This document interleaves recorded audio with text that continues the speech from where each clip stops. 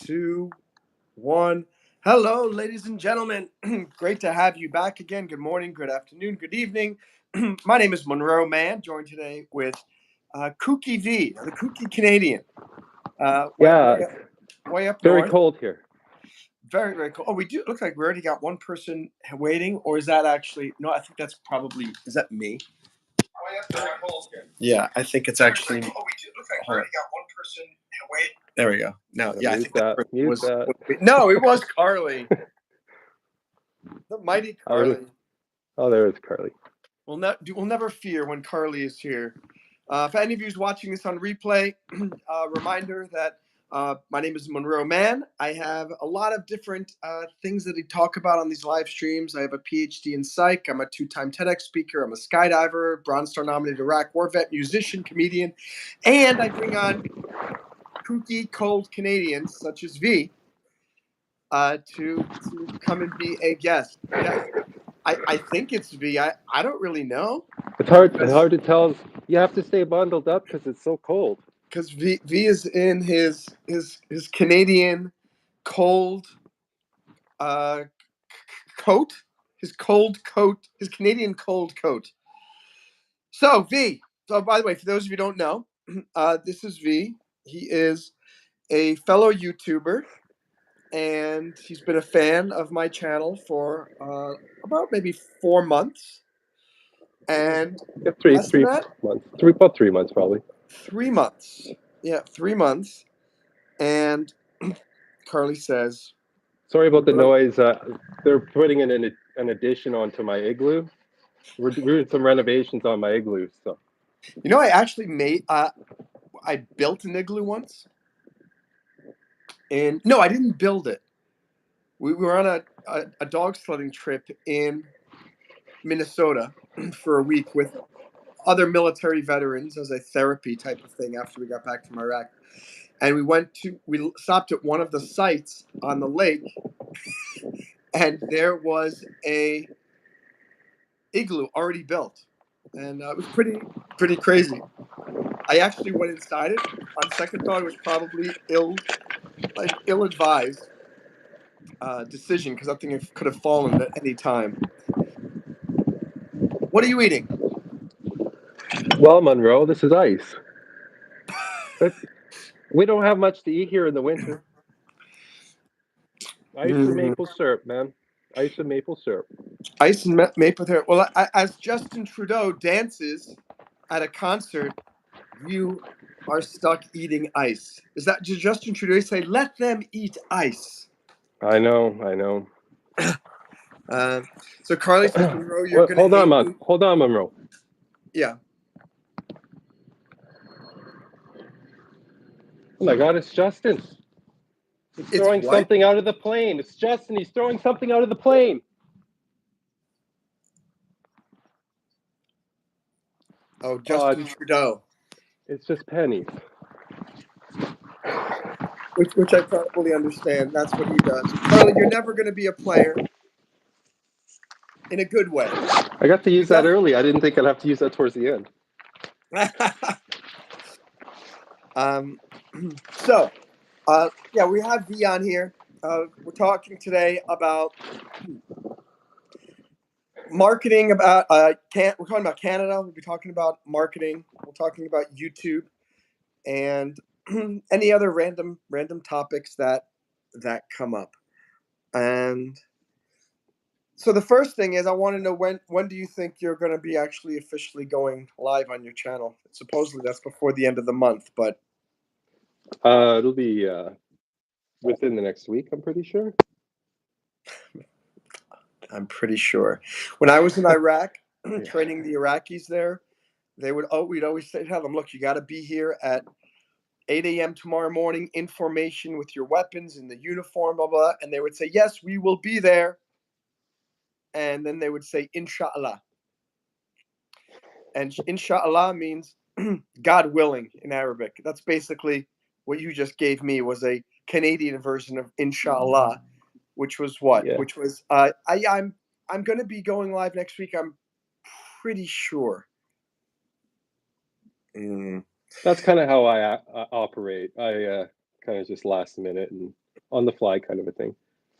But no, I mean, like for the last week, well, actually, I've just been setting stuff up. I've been really busy, and I have started on a video, and I have a couple more video ideas. But so I've just been working on a bunch of stuff and haven't had time.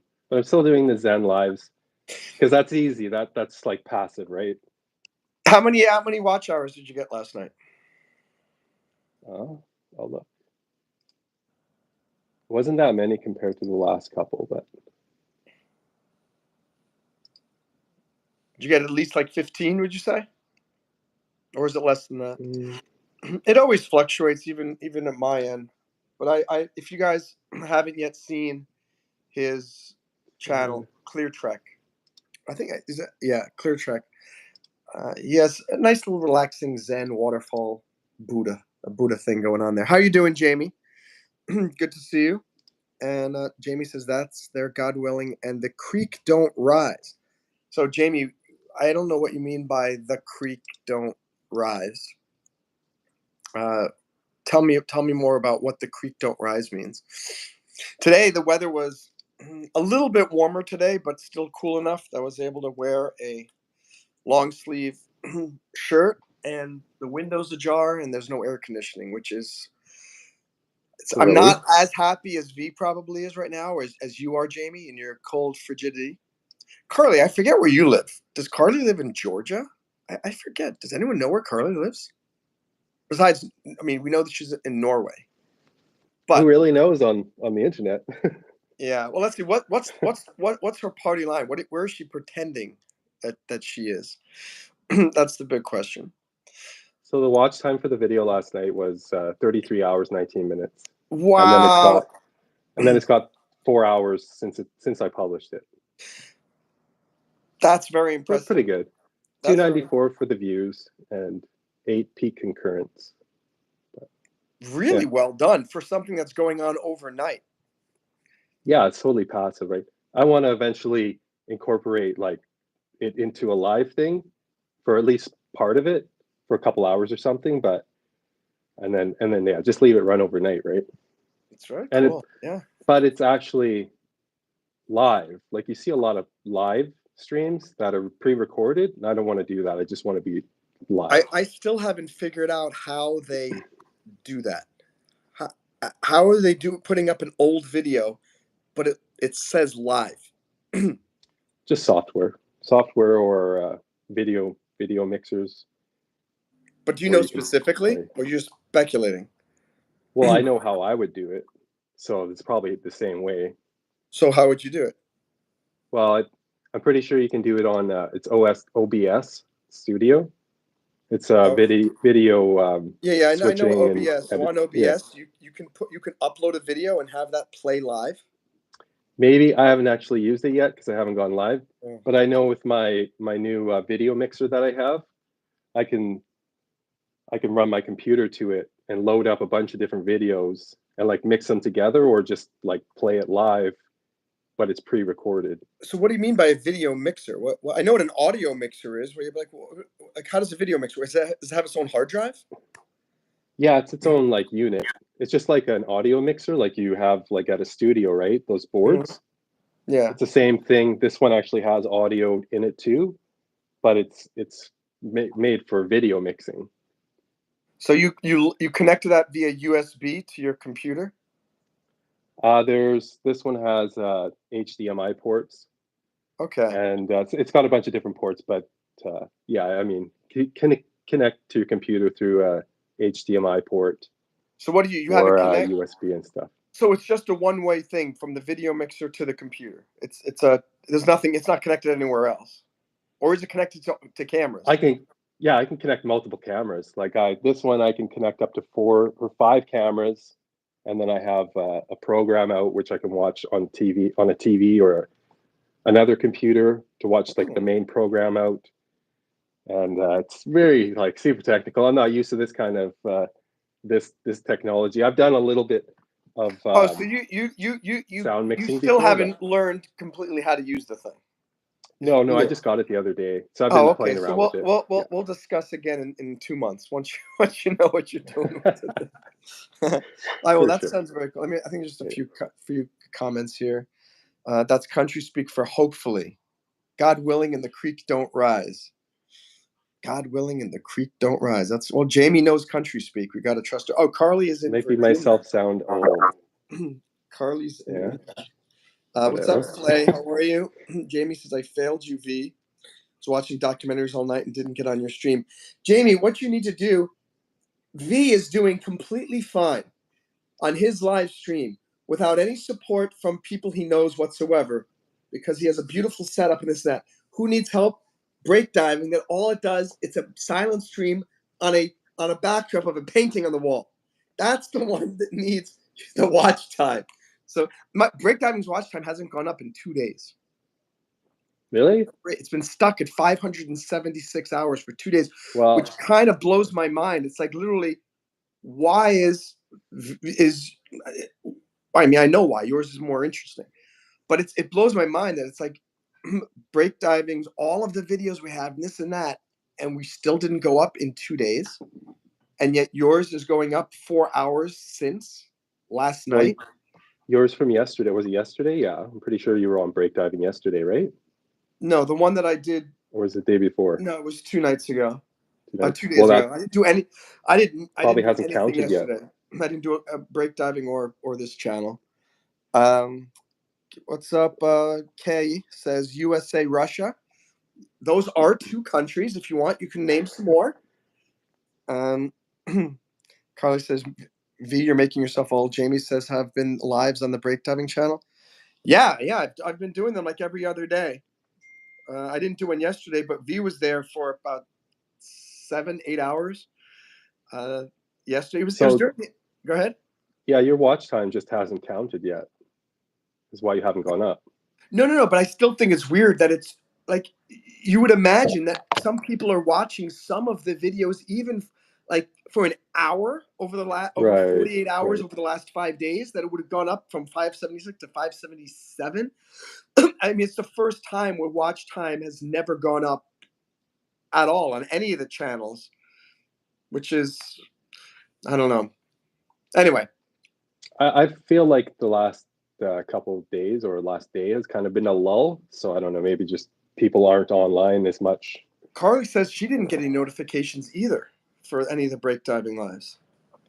So honestly, so maybe that's it. Could be it too, yeah. What blows my mind is why. Hey, what's up, AB? Thanks for following me from Saudi Arabia. I appreciate that. Ahlan wa sahlan. I don't understand why we have so many. A lot of the members who have subscribed to the Breakdiving channel are members of Breakdive. Where the heck are they? I mean, it's really, really weird. And like people in the community, we're all talking left and right, this and that, blah blah blah. But then it's so weird. It's almost like my fans here on YouTube, when I told them to go follow me on X, nobody did. So it's weird how they have it's very platform dependent in many ways.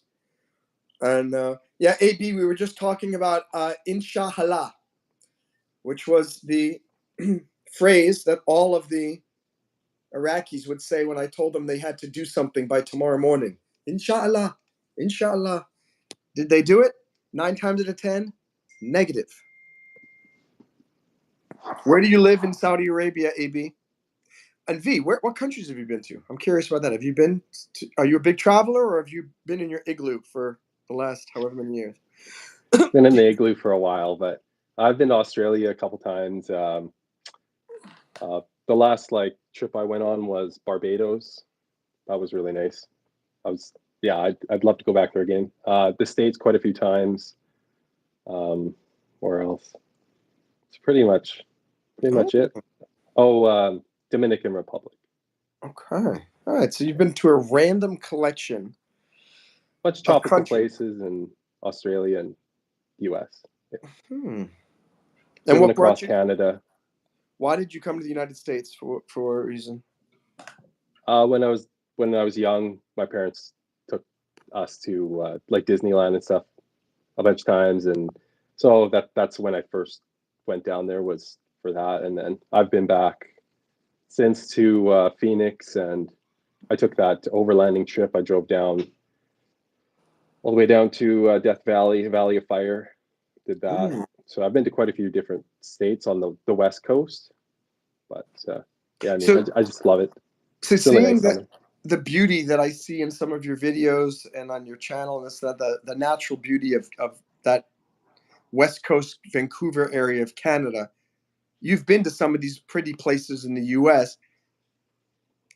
Would you say that the United States has comparable beauty, or is it just like exponentially more pretty where you are?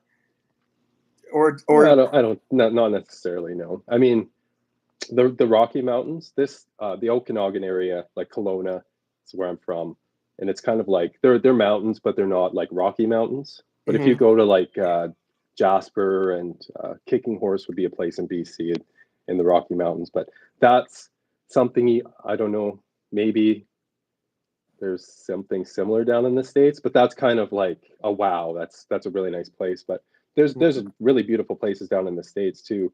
I'm pretty sure like Colorado has mountains, and I've driven through South Dakota and Wyoming, and Wyoming's really pretty.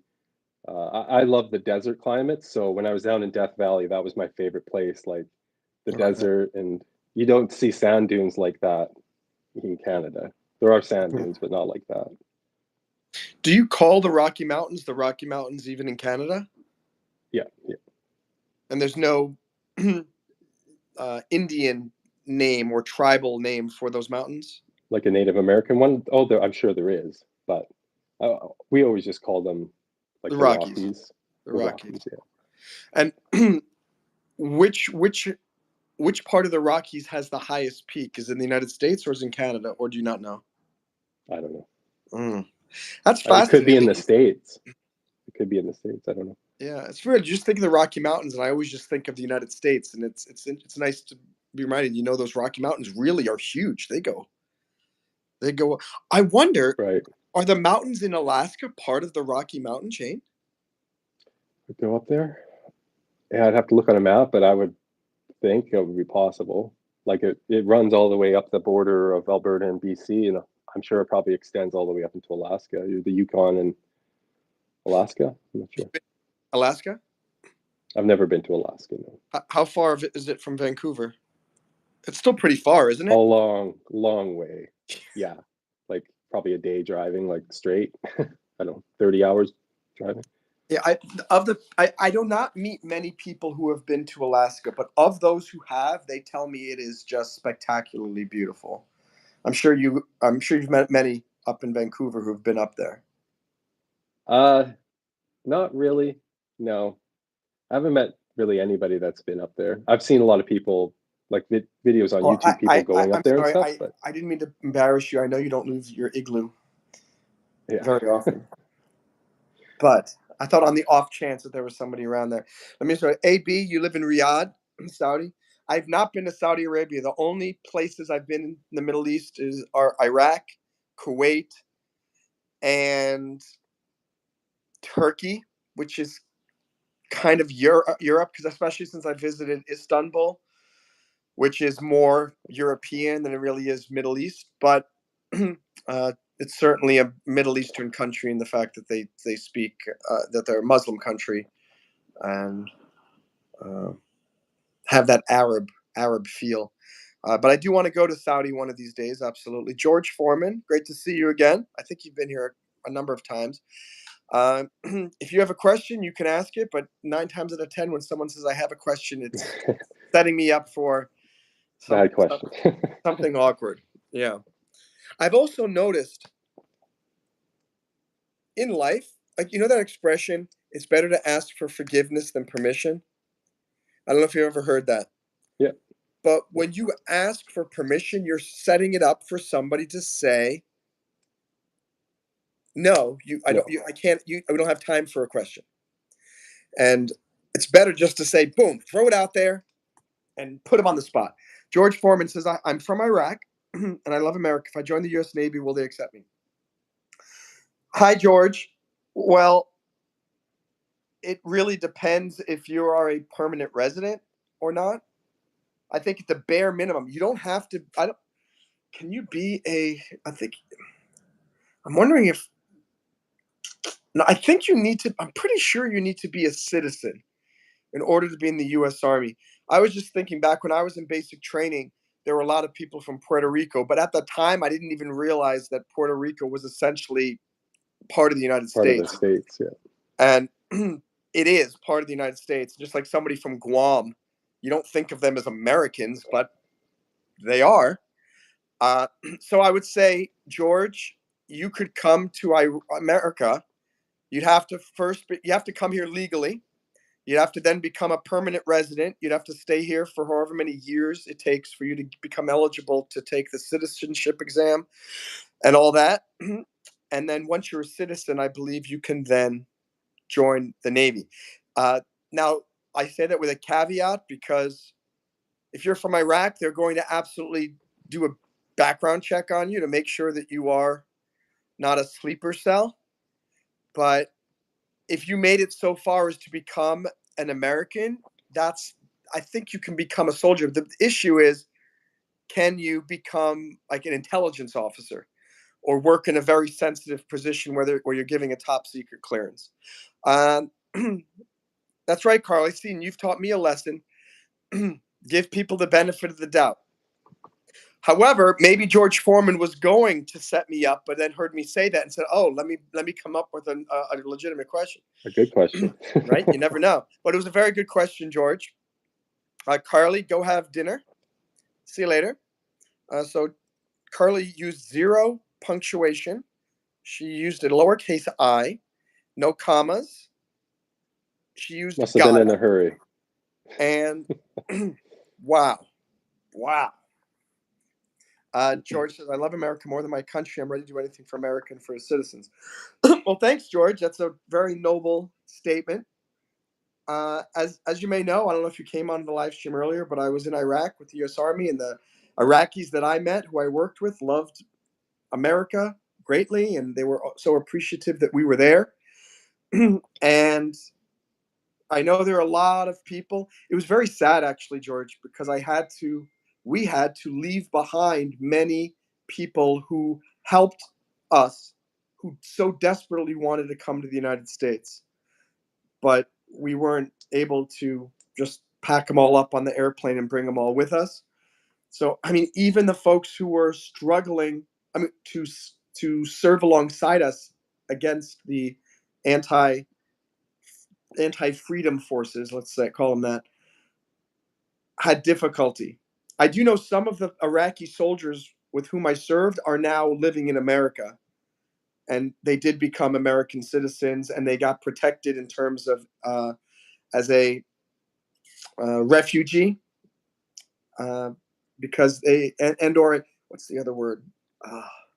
I can't believe I can't remember that. Refugee and an asylum seekers, because they were concerned about being their family being in danger if they stayed in Iraq. Did they And bring Jamie says she was excited about dinner. So did they bring some let's of their talk about the families over Canadian too? military. Do you know anything about it? Did they bring some of their families over with them? Those Iraqi soldiers? Would they No, no, bring no. their I'm whole just talking about family? the Or? Canadian Okay. military in general. Do you know any family, friends who are in the Canadian military? Actually, the town that I'm originally from, uh, it has a very big military base that you might have even trained there. I don't know if you came up to Canada to train, but I regret I did not, unfortunately. The closest okay. I got was Fort Drum, New York, which was very close to the Canadian border. And I believe we did go over the bridge. There's a bridge. Do you know where Fort Drum is? In Watertown, New York? No, No, you're on the West Coast, so I'm you have the no idea. west side. Yeah. Yeah, you don't know anything about. Anyway, I remember that all of us got together once, and we were all concerned about going over the border and thinking, what if something happens and we can't get back, and then we miss our wake up call in the morning, and we have formation and this and that, and but we took the chance anyway, and we went over to Canada. I know I should find out what the name of that is. It called? Is there a place called like Bar Harbor or Sag Harbor? in Canada? But, Again, you have no idea. yeah, I don't know. I've traveled out there, but I haven't been there for long enough to know anything other than like Toronto and Mississauga, Ottawa, the big places. Okay. Hi, Adam. Adam says those were real asylum seekers, refugees, not just because they were from a poor country in Central America. Yeah. I was just reading the news today. Do you know how many? And this is a quiz for everybody here. Over the last 4 years under the Biden-Harris administration, how many migrants from Venezuela alone now live in the United States? 2 million. That's a pretty good guess. 800,000. Okay. That is still a massive amount of people from a relatively small country. I mean, we have like, what is the population of? Let me grab my other. I think I heard there was 4 million or something that had come across the border in What's the the last. population of Venezuela? So 28. It's 28 million people. So 1/28 of the population of Venezuela now lives in the United States. And many of them are not great people. That Tren de Aragua criminal group, and they're Jamie, we were all talking about that a few days ago. And I hear that Canada, no, not Canada. Well, there used to be no illegal border crossings, very few coming from Canada to the U.S. That's increased a lot. Yeah, it's a lot over the last few years. Yeah, people Where the fly into heck? Canada. How are they getting into Canada? Our government's letting them in as refugees, right? They're I just feel like like by the plane full. So they come into Canada, right? They get refugee status in Canada. They come over, and then they skip their meeting or whatever, and they head across the border. I think it's in somewhere in Quebec.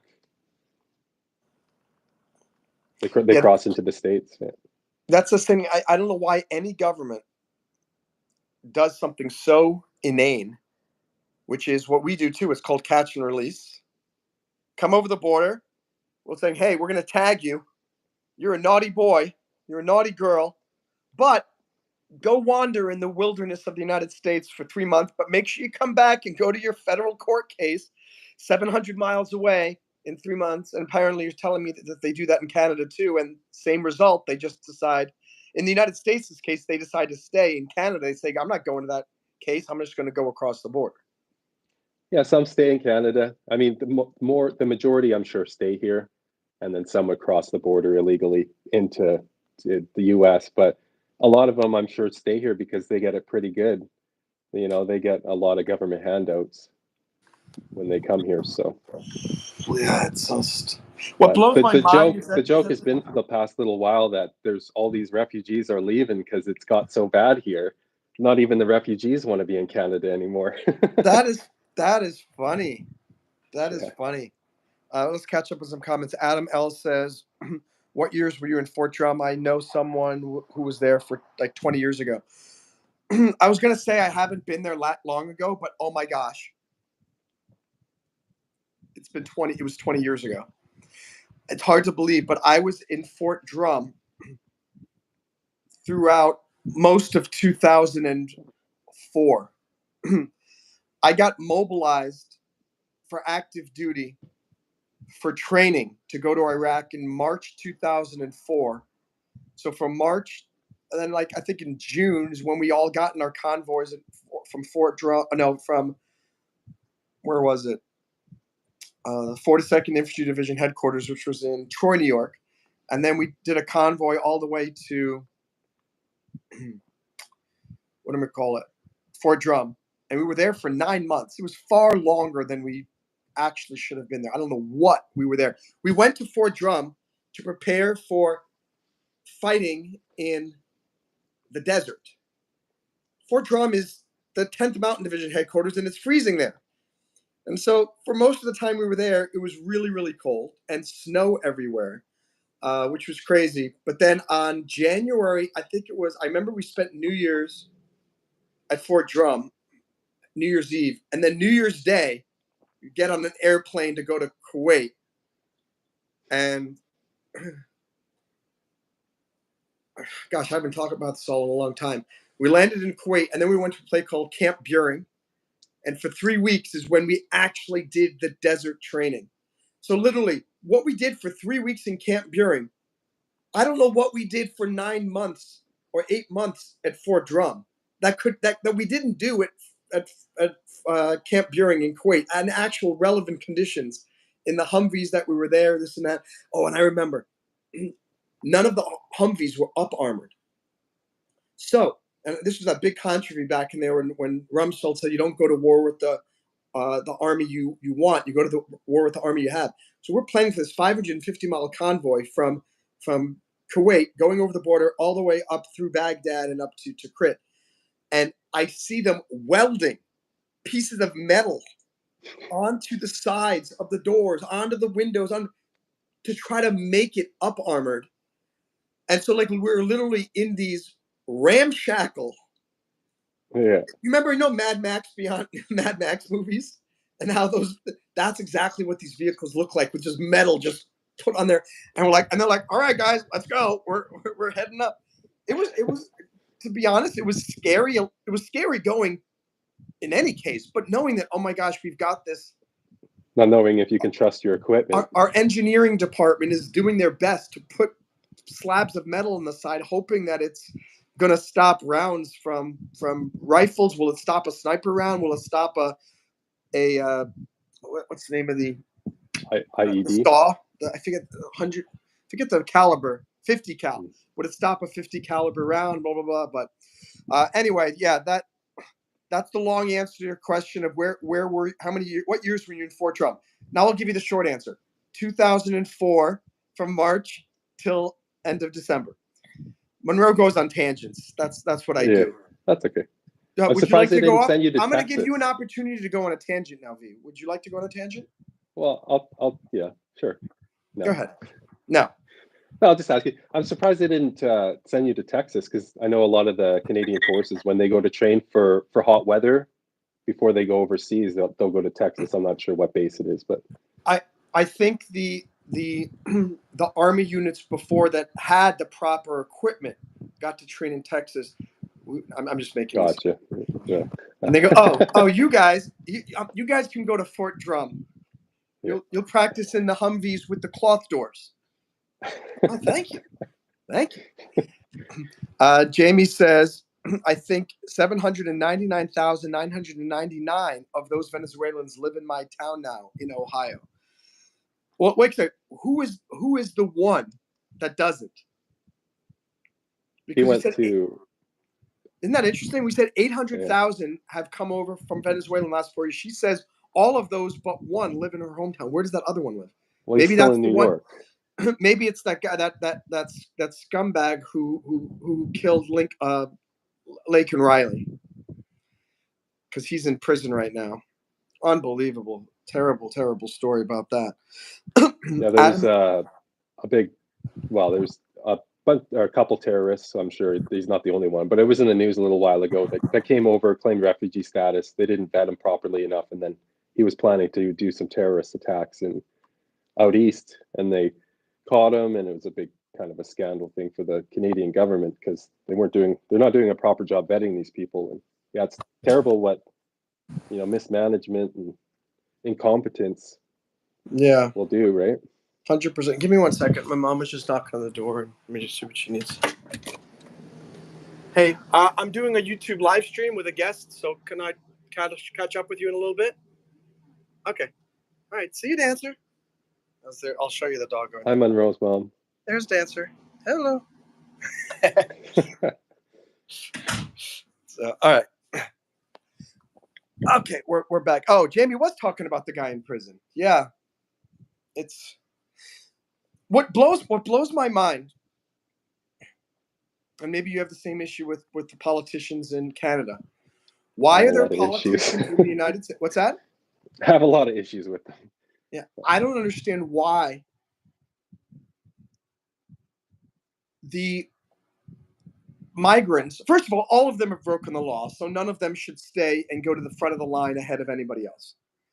But why are they fighting? Like in Los Angeles, they just passed unanimously a council resolution that they are officially a sanctuary city. And they will not allow ICE, which is Immigration and Customs Enforcement, federal officers to come in and remove any illegals. And if the police arrest an illegal immigrant, they will not inform Immigration and Customs Enforcement. Like, what is up with this? What is up with these horrible politicians who are saying, you know what? They flaunted our law once. And if they flaunt our law a second time locally, we're going to make sure that they stay in the country so they can continue to do that. I mean, what bonkers craziness do we live in now where they hate Trump so much that they're willing to throw common sense out the window? Do you feel this is this case in Canada where they're making silly decisions about that to accommodate the illegal immigrants? For refugees and illegal immigrants, I mean, I'm sure there are people like even coming up from like Mexico through the States into Canada as an illegal. But I mean, we're you can't really get to Canada unless you go through the States or fly in, right? So everyone's mostly coming as a refugee on a plane. But there's so many different things that are wrong with the Canadian government and their policies, and like you're right, it almost seems like it's like they're doing it on purpose to try to destroy the country. Yes, exactly. That's how Right. I and a lot of people feel, and it just what's annoying about it is I can understand them doing it maybe in the 4 years of Biden Harris because they thought everybody in America really disliked Donald Trump to such an extent but the election very much showed that no, you guys on the left are in the minority. Why are you doing this? Because the majority of the people in America, quote unquote, of the voting age folks don't want this. Let me look at the comments. Adam says they fly to Canada and then sneak it into the U.S. Oh, yeah, easier to do versus southern border, but only for those who have thousands of dollars to pay. What's fascinating about that, Adam, and that's what V was just saying too. It's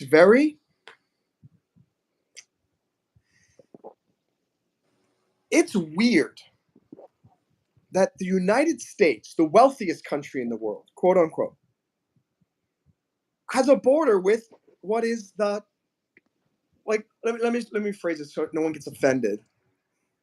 The United States is one of the most financially successful countries in the world, and it's on the border with one of the most financially unsuccessful.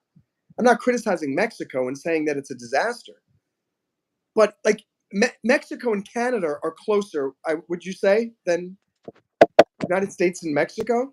I think somebody might say, "Well, no, the Mexican economy is it bigger than Canada's?" Mexico's economy? I don't know. I'm not sure what All the right, stats guys, are. we're gonna learn something here. Let's see. But Wait, what's the GDP 2024 for Mexico? Mexico's way bigger, right? And they have a lot of exports, so So Mexico GDP is estimated to be 3.9 trillion. Let's see. we're probably in the billions. What is Canada's GDP 2024?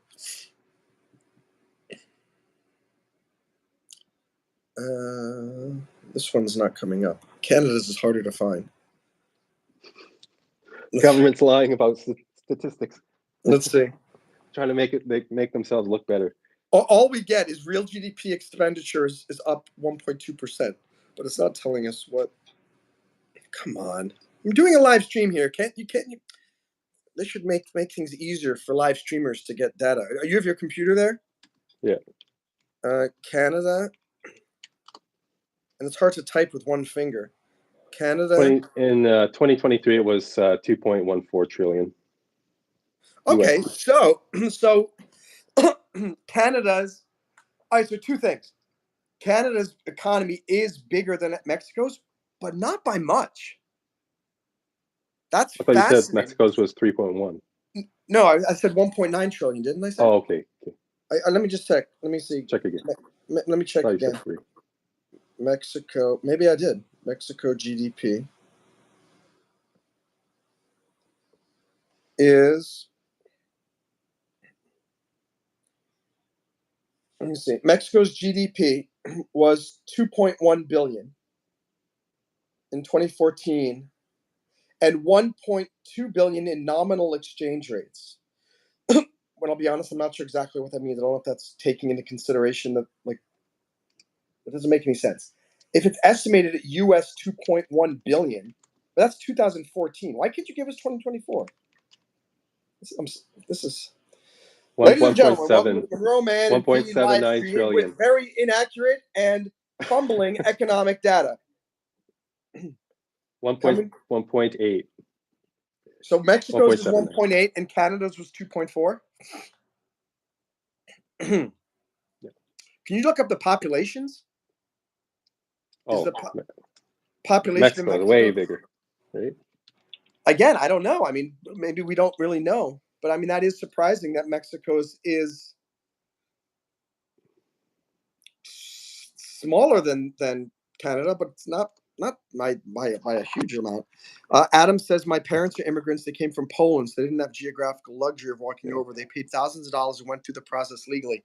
Adam, I wish there would 40, 50 years ago, that's what I'd say like 80% of the immigrants to the United States did. They did it legally, and they had this sense that America was a wonderful place. They wanted to become a part of the American experience. And they wanted their kids to grow up American. And they didn't want to do it so that they could send money back home. And generally it was everybody came over. Now it's just like the young new generation comes over. They come over illegally. They do it very selfishly because they know that they can make more money here. And they send. I read, and again, I have to, a huge amount of Mexico's GDP. Let me see. 1 second. What percentage of Mexico's GDP is remittances from Mexicans living in the United States sending money home? It is estimated that remittances account for around 3% of Mexico's gross domestic product, GDP, making it the country's third largest source of foreign currency earnings, after oil exports and tourism. That's frightening. This answer is from budget.com. So Mexico gets massive amounts of money from oil exports and tourism from foreign currency earnings. And the third one is money coming from people here sending money back, which is why that argument that, oh, all these illegal immigrants are contributing to the American economy.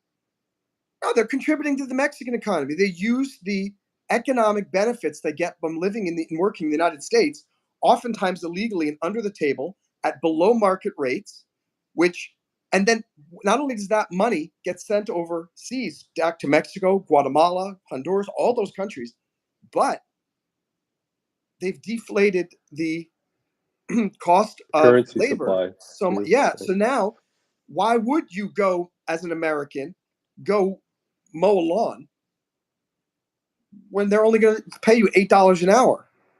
Because why would they pay you the minimum wage? And that's why this whole minimum wage law thing is. The minimum wage law, I find California and New York so backwards. They insist on boosting the minimum wage to these exorbitant amounts. I don't know, any of you guys saw, I had a guest, Scott DuPont, on here, and he said that basically independent contractors are no longer legally permissible in the Canadian economy. So you actually have to hire employees. And the minimum wage is something like $20 an hour now. What small business can afford to go through all of the red tape of setting up an actual payroll system and then pay $20 an hour plus FICA taxes, unemployment tax? I mean, all of those taxes, it comes to probably like $28 an hour minimum in California to hire somebody. Why would you pay all that when you could pay somebody $7 who's illegal, who's under the table? So it's weird. Or close your doors and move to a different state.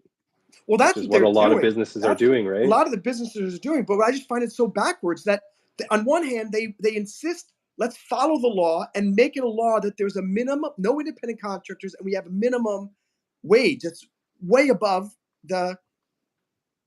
what the economy, the free market really establishes. But the free market can afford to pay for the labor, at the same time, then they're inducing those very same companies to hire under the table because they bring in all these illegal immigrants who are looking for work. Hey, you don't have to pay me all that $20. I'll do it for $8 an hour. It is so weird that they create these laws that get eroded through their own policies on the other end of allowing open borders. Thoughts on that, V? Well, just go back quick before we forget. Yeah. So Mexico has 130 million people.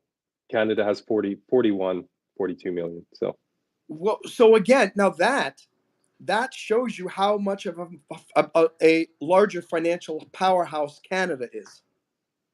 yeah, Because GDP to population the GDP ratio. per capita is much higher, and it's a smaller number of people that have made the country even more. So we have 40, you said 40 million or 130 million in Canada? In Canada? Yeah, 42. 42 million, which is just... Well, 40 plus 2 million immigrants that just came in the last 2 years. You know what's crazy? You put together New York and California, or you put together New York and Florida, that's more than the population of Canada. I mean, just to put that into perspective, Canada that's why Canada is so beautiful, because no humans have touched foot on most of the land there. Yeah, I think it's like 90 something % of all land in Canada is owned by the Crown still. So when you say the Crown, do you mean England? Like the royal family, like the Queen and the Crown. Canada is a Crown corporation. Whoa! Let's go backwards here. Basically. Yeah. You're telling me that there is still such an establishment of the British Crown, that the British royal family actually owns not 90% of the property in Canada? Yeah. I'm not sure who would own it now, because Queen Elizabeth has passed away. So it would go to, I'm sure, to Prince Charles or Prince whoever. But yeah, I mean, there's the vast majority of it's like 80-90% of all land in Canada is Crown land. It's owned by the Crown. Wow. So yeah, it's very untouched. You drive for miles and miles, or hundreds of miles, and there's nothing. Right. In the United States, we have something similar. We have lots of national forest land and that thing, but it's different because it's owned by the federal government that's in the country. Your land is owned by the kingdom. The Brits. The Brits. Yeah. Now, I don't understand why they are. Like, how are they able to claim? Do you know anything about the history? I mean, I'd love to. I'm not super familiar with how everything works, but like our government, when it was formed, it's like was your government formed mini from, British from nitrogen and oxygen and what's that? He said when our government was formed. I don't know why I was thinking of it like being terraformed, like by. Go ahead. Yeah, when the British came and set up like the government in Canada, it's very similar, I think, to how British government works. I'm not sure exactly about it, but yeah, but what we got rid of the Brits, and they're completely gone. We don't have 90% of our forest land is not still owned by the Brits. You just have bad negotiators, bad diplomats. Like what? Oh, I guess they never went away. I guess so. Yeah, there was no war for independence. No, would you say that is Canada? Are you really independent from the British Crown? Well, they say that we are, right? The Canadian government, everybody, all the politicians and everyone believes that we're completely separate. We're still, I forget what it's called, but Canada, Australia, there's a bunch of different countries that still fall under British rule, or not. They were not being ruled by them anymore. We're independent countries, but yeah, sure, we're completely separate, but yet our government still functions that way. The Crown still owns 90% of the land. Like, it's still a Crown corporation by the British monarchy. But I should actually research more into this. You're saying like you're still like a corporate colony of yeah, I mean, we're still basically kind of, yeah. I gotta there's gotta be someone who's written a book. And the Queen's on all of our money, right? And now Prince Charles is on our money. Yeah. So wait, now can old Canadian dollars, do they remain in circulation after now that Prince Charles is the prince or the king? Oh yeah, they're not just gonna like replace everything. They'll use the currency until it Okay. expires, gets worn out or I'm whatever, very and then sorry, but those of you who have saved up your retirement in Queen Elizabeth dollars, I am sorry. You'll have to start again. Google says it's purely ceremonial, and it is. But sure, I guess you could call it that. But like I said, the crown or the queen or whoever still owns the crown land here. Mm. Nobody in the public has access to that land. Like, yeah, sure, we can go for a hike out in crown land, but we don't own it. It's owned by the British monarchy. Super awesome. I'm going to look online for a book about Canadian history because I'd like to learn all about it and how it all the relationship with England. And if I find a good book, everybody, I will share that on my channel. And V, if you find one, let me know and I could share that with everybody. Hi, Colton Saturn. Sorry that we're only saying hello to you now if you're still here. Now there's a revolving door of people coming to watch these live streams. Adam says Mexico today is not the stereotypical place you think that was 15 years ago. Mexico has come leaps and bounds. Most legal immigrants now from south of Mexico, South America. That may be true, Adam, but shame on Mexico for allowing them to go through the country. And when Donald Trump was president, they stopped. They used the military to cease the caravans and this and that. When Biden Harris was president, caravans, there was caravan tourism open for business. And I'm furious at the Mexican government for allowing it to happen. And they do it for selfish reasons because they get 3% of their GDP. It's a you could say, oh, they're just doing what's in their best interest, just like America does with their foreign policy around the world. I get that, but by and large, and I go, we'll have a lot of pushback, and there you can give me many exceptions. American foreign policy, by and large, helps the world. I don't see how Mexicans letting illegal immigrants travel through their country from all nationalities, Chinese, Japanese, Korean, Venezuelans, Europeans, Africans, they all come through Mexico. All it would take is the American government telling Mexico, okay, if anybody comes across our border from your country, if you're aiding and abetting these people coming up, we're shutting the taps off and we're not going to trade with you anymore, right? Oh, that's what Trump said That that he's going to do. He said as soon as he gets instantly into stop office, it. it's a 25. But apparently, But it's all a big game, man. It is a big game, and they talk. It's big, just a stupid game. The Mexican president, this woman, who kind of sounds like she's a German last name, which is all very confusing. Let me just find. Let's find out so you guys learn something. Who is the current president of Mexico? Claudia Sheinbaum. All right, so Claudia Sheinbaum is not the chancellor of Germany. That's the president of Mexico. She was talking such trash about Trump and the United States and all that when Trump was running and saying, absolutely not, we will not stop, blah, blah, blah. As soon as he won, all of a sudden, there was a caravan on their way to the Mexican border in the last 2 weeks of the election. And they were banking on Harris winning. As soon as Trump won, the caravan was dispersed. And apparently the government went in and said, get away. Because I think she knew if we allow this to happen, we're going to get in. So they already are changing policies because they know what's going to happen on January 20th. Let me see other comments. Adam, they also are taking up open apartments, causing housing prices for Americans to go up. Supply, demand, 100%, Adam. Jamie says the Canadians were too nice to kick them out. Yes, that is. Well, I mean, there's no. I have like no issue with immigrants. Like I'm a immigrant. Like my grandparents came over from England. I'm English, like heritage, right? So that's not the problem. The problem is when you're letting too many people in at once, where it starts disrupting the supply chain, it disrupts housing prices, it destroys your economy, and then two, you're not vetting these people properly. You're letting too many people in too fast, that you're not properly vetting them, right? That's the whole issue. I don't care. There's enough room in Canada for the entire world to be here, right? But we can only like let in so many people at a time to do it properly. That's with any country.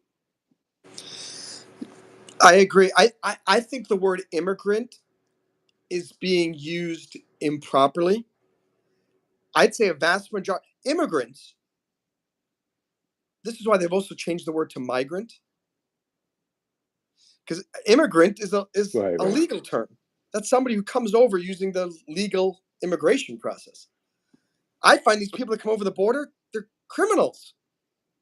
Like literally, V, would you ever imagine you're going to sneak over the border? It's going to be 3 a.m. at night, and then you go, okay, the border guard turned around, run, run. Or I mean, think of it this way, or this way. I fly over to Sudan or wherever, somewhere over in the Middle East, and I sneak across the border into some country over there. What do you think's going to happen to me, right? If I didn't have any social media or anything, how are they going to know who I am, what my intentions are, and then on top of that, what do you think they're going to do with me? So I that's don't what, have any issue with it at all. Just bring people over legally, let people come in legally, yes, do it yes. the legal way. Raise your question. It's That's not it. bring people over. We don't want to bring people over legally. It's if you want to come, Well, we would love to welcome you. If you're going to improve the status of Canada, you know what's funny? I guarantee you, Mexico doesn't like illegal immigrants. no What about? country should, like, if you're a country and you have a like identity and you're supposed to be a sovereign nation, everybody should be against like immigrants and illegals coming in, right? You would But think, and yet uh, we have some comments from. So Jamie says that it's purely ceremonial, going back to the raise your color, Canadian thing. Rogish. Yeah. Um, the guy in the hat looks like a deer lost in the headlights. No, he's just cold and lost in an igloo because he's up in Canada. Gray is your color, bro. Wow, look at Thank that. you. Yeah. Honk, honk, honk, honk. By the way, I don't know if Hong Kong sports ever saw the television show Frasier, but in Frasier, the original one, there was a character in the radio station, KACL, Seattle Talk Radio, named Bulldog Briscoe, and he would do the Bulldog radio show or whatever, and he would always have this honk honk horn, and we always talk about sports, going honk honk honk honk. I don't know if your name Hong Kong Sports is related to Bulldog Briscoe from that. But either way, as an added note, a little more trivia. The reboot of Frasier, which is on Paramount Plus, one of the second to last episode of the season, went back to KACL in Seattle and brought Bulldog Briscoe and some of the old characters back. It was a big trip down memory lane.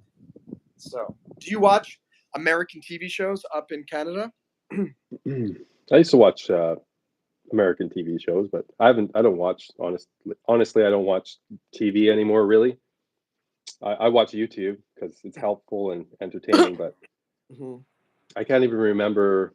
I used to watch like Saturday Night Live when it was funny. Now, maybe some of it's still funny, but I used to watch old shows like that. Yeah, I again, maybe part of the reason why I have this emotional and mental malaise, as some of you know who watch my channel and this and that. I'm not happy go lucky chipper every single moment of the day. Honestly, the world is different than what it was 20 years ago. I remember too when I was in high school, I was so excited on Monday to Friday if I could stay up. I would stay up until 11. I had to get up at like 5:30 in the morning to catch the school bus. I lived in Maine at the time, and I had to go on two yellow school buses. That's how far it was from the high school. That we'd get on the 6 a.m. bus, go to one school, and that would be the transportation, And then we'd all which. It would be like a huge bus stop. You'd get off your little bus, and then there would be all these big buses, and you had to find your big bus. And I wish I could remember my name of my Mr. Harriman was the name of my bus driver. Where's the Harriman bus? Like, you just missed him. No. But anyway, I was so excited that I get to stay up until my mom would let me stay up until 11:35 so I could watch the monologue of the Tonight Show or Letterman, and I would watch it. And on Saturday, I was so excited to watch Saturday Night Live. Hong Kong says SNL is still funny, bro. First of all, again, don't call me bro. It's so insulting. He was talking to me, but it doesn't matter. Like, don't call me bro. As soon as you say that, it's as if you're saying, it's basically saying idiot. You know, SNL is still funny, you idiot. So that's not cool. Don't call my guest an idiot. You can call him Canadian. Funny nor McDonald SNL. That was funny. Well, here's the problem with two things happened. At first, the writing started to become very sloppy and it wasn't clever anymore. Number two, then it became very political. And it used to be they would make fun of everybody on both sides of the aisle. But when the Trump era started. Yeah, it's liberal owned, isn't it now, right? But did you know that MSNBC, I don't know if you actually talked about that on another live stream, but apparently NBC wants to get so far away from MSNBC because they know it's a ratings disaster and their left-wing loopy politics is so bad for business that they're trying to sell it. And on the Gutfeld show on Fox News, they said, you know what MSNBC stands for? Must sell something before Christmas. Must sell now before Christmas, or something like that. That's what MSNBC stands for, because it's become such damaged goods. I feel like CNN's finished too. Hong Kong says, nope, got my name from Beetlejuice, but interesting, bro. I'm going to call you a bra. You're going to call me a bro, then you're going to be my bra. What's up, bra? I'm going to call you Wonder Bra. In fact, that is your new nickname. So whenever Hong Kong sports comes on, I'll be calling, hey, what's up? It's the Wonder Bra. What's up, Wonder Bra? SNL is still funny. Everyone I know calls everyone bro here in Seattle. Says interesting. Again, maybe that's another problem with Seattle. Everyone's walking around going, yeah, what's up, bro? Good, bro. You had a coffee? Yeah, I had a coffee, bro. How was your test? I took my test, bro. Nice, bro. There's a lot of words that people shouldn't say. Jamie says, except Elon, who's asking how much. Again, Jamie, I don't know what that's referring to. Does anyone talking about Elon buying MSNBC or? Oh yeah. He wrote a funny post or something like that. You know, that's like how much? It's like, should I buy it and dissolve it? I know what's funny. He kind of did that about Twitter. Do you remember that? Twitter. Oh yeah. And it was a big joke for about 6-7 months until actually it was like, oh my gosh, he's actually in the works to do this. Hong Kong says, sorry I hurt your feelings, sir. Yeah, thank you very much, Private. I appreciate you addressing me in the appropriate way. No, you didn't hurt my feelings. It's not easy to hurt my feelings so much. It's just that and especially it wasn't me. It was you. You were calling my guest bro. You know, and I don't care. Bro doesn't bother me, but it is. Yeah, some words like that, like bro, gets old after a while. Now, do you feel? I mean, do you feel self-conscious when somebody calls you Canadian? I mean, does that hurt? No. I'm a free speech absolutist. So. Oh, look at that! Hong Kong is coming back strong with smash the like, everyone. If you love Geno Smith. You know what? I don't care. Whatever it takes to smash the like button, we'll take it. By the way, we are 3 likes away from the bronze medal on the YouTube live stream Olympics. So double tap the screen. Let's get the bronze medal for V here. Let V feel the magic when he gets a YouTube bronze medal on the YouTube live stream Olympics. Eric Backstrom says SNL is iffy. I agree. It is very I think the last iffy. SNL thing I watched was, I think, Woody Harrelson's speech. I did watch an SNL clip about 2 weeks ago. I think it was the Saturday after Trump won the election, and it was kind of funny, where all of the cast came out and they were all saying, because they'd been making fun of Donald Trump for 4 years, and they're like, Donald Trump, I just want you to know that they made me say all those things about you these last 4 years. I've always been your. I have to admit, it was pretty clever and it was funny. I would expect them to make something like that because it's funny, and then take a little heat off their shoulders, maybe. Speaking of MSNBC and SNL and ratings, and kind of got my mind thinking about ad revenue. For the first time ever, let me just switch to that. I was pretty excited today. My ad revenue on November 21st, over the 28 days, was $15.32. So somehow I got it back up to 15. Today, $16.16. So, I mean, back November 4th, it was $11.37, and it's consistently been going up. The problem is, I have no idea why.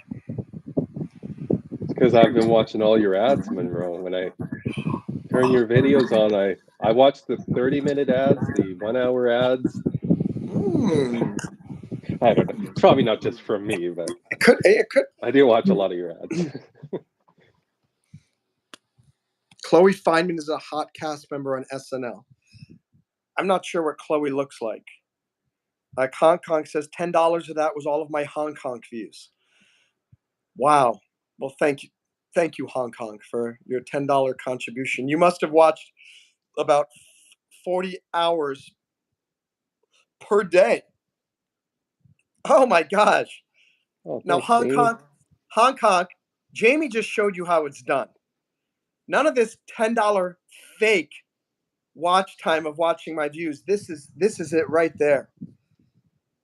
Oh my gosh, you know what this should be? It should be allowed that if there's a super chat when there's a guest, the guest can also click the heart. So like the guest can also, there's a heart from me and there's a heart from the guest.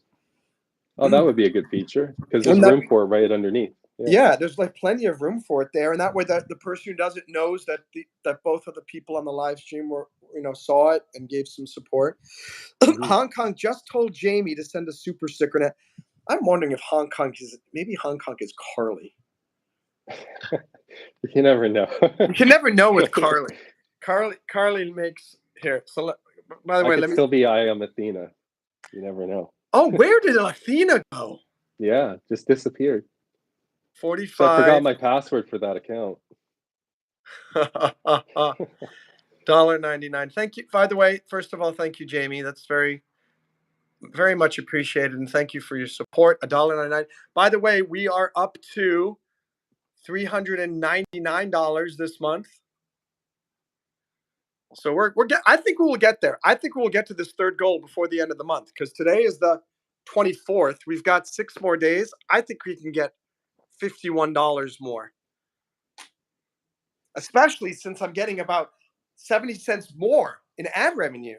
So it's probably only $50 more that we need to get to that next level. V Pirate.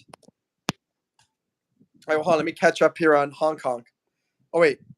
I wondered where the urge came from. Yeah, Jamie, I wasn't sure if I felt comfortable sharing this because it's a little unethical. But you know that TV show Severance? Where there's the computer chip that separates your work life from your personal life? I've partnered with the company, Lumen, and anyone who watches my live streams and clicks like, they automatically get. It's through Wi-Fi download, and it gives them the ability to control other subscribers. And so that might explain why you've been such a huge super chat supporter. By the way, Hong Kong, thank you. I owe you one. And V, do you think V would have come on this as a guest. Otherwise, I mean, Hong Kong also implanted him in the mind, saying, "Say yes to Monroe's invitation. Join Monroe's live stream." Oh, Hong Kong now predicts that he'll be a boss mod here in 2 weeks or less. Just saying. That sounds like Carly. Yeah. I don't Doesn't know. sound like a random person anyway. No, it doesn't. But Hong Kong's been here a long time. I mean, Hong Kong does stop in Oh, frequently. does he? V Pirate, what's up? I just got done decorating the whole house inside and out. My mom wanted to get Christmas stuff up. Hey, huzzah! Huzzah for V Pirate from V Pirate's mom. V Pirate's mom? What would V Pirate's mom be? Like, is that like a V prostitute in the local the local tavern on the island of what the heck is that, in Port Royal, Jamaica? You let me know, V Pirate, if your mom is V prostitute. And he's like, dude, you're really insulting his mother. I'm not insulting his mother. It's with a name like V Pirate. You gotta be ready to get it. You gotta be ready to dish it. All right, V Pirate. Hey Jamie, how you doing? Thanks for not making me do $4.99 at a time. Oh, Jamie, you will do $4.99 at a time, and I mean $499. You're 2025 is going to be a very good financial year for you and me both. Maybe V2. I don't know, but I can say on good authority that 2025 is the year that Monroe and Jamie become multimillionaires. Now, Nice. I just wanted to make it clear, Jamie is becoming the multimillionaire first, and then she will be super chatting me $4.99 regularly, that I will then become a multimillionaire through Jamie's $4.99 per day super chats. Let me just do we should do the math here. Do the math, yeah. How much money, if Jamie does a $4.99 per day, $499 super chat per day, got the calculator. So $4.99 per day times, let's say, an average of 30 days per, that's 14,970 per month, times 12, 179,640. So, all right, we're gonna have to do, sorry Jamie, we're gonna have to up that up to 5 super chats per day at $499. That's 2,500 per day, but you'll be good for that, no problem. Times 30, that's 74,000 per month. Now we're talking. Times 12, 898,200 by the end of the year. I could easily start investing that as soon as it comes in. By the end of the year, I will have more than $2 million, which means I will be a multimillionaire. So, looking forward to that happening. Oh my gosh, we have a lot of comments here. Doing well, thank you. How are you doing, V Pirate? Calling my mama. I'm not going to repeat that. And I thought we were friends. Well, not your mom, but V Pirate's mom. Your character's mother, shall we say? V Pirate Gotti. So Jamie's the sugar mama I've been looking for. V Pirate, didn't you tell me that you just met somebody who you from a year from, like, and you've known this person for many years, and you found out the person has a lot of money and she was going to be your sugar mama? Now you're looking for another sugar mama here. Jamie is my sugar mama. Actually, no. I take that back, because I do not like gold diggers in any way, shape, or form. And I don't think anybody, male or female, should take advantage of somebody or be with somebody because of their financial status. And I think everybody should contribute in their own ways. No one gets a free ride. No one gets a free ride except There's nothing free in life. Hong Kong says Jamie is a future mod. Thanks for your donation. Now smash the like, please. Look at Hong Kong. Jamie's been living in an igloo as well. Monroe lives the good life. If this is the good life, I would love to know how you live, Jamie, because it's got to be pretty tough. Let me tell you. V Pirate, since we're doing math, I'm no longer drinking. I was spending $7 a day times 3. How much money am I saving? 7 times 365. Let's do that for you. 7 times 365. You're saving $2,555 a year, which means you, my friend, you and your mother can go on a vacation every year. You can go on a cruise for that. 2 people on a cruise. And Jamie's a sugar mama because of the theoretical money she has. You know what? How could you insult somebody like that? It's not like I would say anything. I would never say something about your mother, and yet here you are saying that Jamie is a sugar mama because of the theoretical money that she has. Unbelievable. And Hong Kong is gray sweater in a basement. No, I'm in my 3rd-story apartment. Is the lighting really bad in here? Or No, does it I look think. like I'm in a basement? I'm in my studio. Excuse me. Please look at who is speaking. It's Hong Kong. Yeah, It's no, Hong I Kong know. sports. I know. Don't take him seriously. No, but you never know. You never know. It doesn't. I mean, you can't tell. There's no window, so I could be in a basement, but I'm not. I could be in a basement too. Or I could be in a. Look at that. You never know where I am. I'm on I'm in a 2nd story in a typical 2-story Art Deco building in Miami Beach. I don't know if you guys know that, but Miami Beach is the largest place in the world with the concentration of Art Deco architecture. And most of the buildings are on National Registry of Historic Protected Places, which is why if you're in the South Beach area, most of the buildings don't go above 2 stories. And I'm in one of them. And it's pretty cool. And V Pirate's finally getting to relax, getting my Monroe fix. I'm glad I'm addictive. That's good. By the way, ladies and gentlemen, on Tuesday, V Pirate is going to try his hand at being a guest on here. Nice. Just always remember, guys, when you become a guest, it's an addition.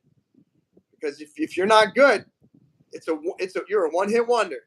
Now, V came on once, did a good job, and I was okay the first time. No pressure, V Pirate, but you got to be entertaining. You got to be able to take the punches, roll with the flow, smile, say some commentary, talk with the fans. All right, quick, V, say something spontaneous. You're on. Showtime. Action. Hong Kong sports. You can call me Gray Sweater all you want. I'm V, but you call me whatever you want. So I'll it's respond really to Gray Sveta. Gray Sveta. Gray Sveta. I've looked at 2-story houses, but I don't want to go upstairs for the next. Well, just this is not a 2-story house. It's a 2-story building, and I am in one of the apartments. There are 12 apartments in this place. I have 10 of them. I wish. Honestly, if I could become massively wealthy, I would buy one of these. And each one of these buildings, they go for about $2.2 to $2.7 million each. Because there's one right down the street from me, 2 doors down, 3 doors down, that's for sale. I would buy it.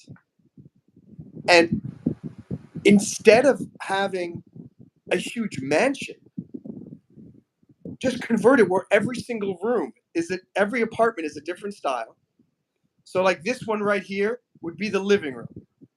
The one at the other end would be the game room. The other one down there would be the whatever. Have 2 different ones where they're just bedrooms. And the whole thing becomes my estate. That'd be Which sweet, actually, to be honest, that's what Gianni Versace did. He owned, there's a thing called the Versace Mansion on Ocean Drive, which is here in South Beach. And Gianni Versace, if you didn't know, was a very famous Italian fashion designer. Unfortunately, he was shot here in Miami Beach. Nobody knows who Versace? Who's heard of that? Come on. But he used to have one of these buildings as his home. But it was basically one of these 2-story Art Deco. And then when he died, it turned into a hotel and a restaurant. So all of the bedrooms used to be his rooms. And it's very similar to what I'm talking about, where you go inside, but you're still kind of outside. Like if you go outside to where there's an outdoor area where the restaurant is, part of it is covered, but maybe 3/4 of it is literally like looking up at the stars, but it's enclosed by the gates, by the stone walls. Anyway. So it's kind of like a courtyard on the inside. Yeah.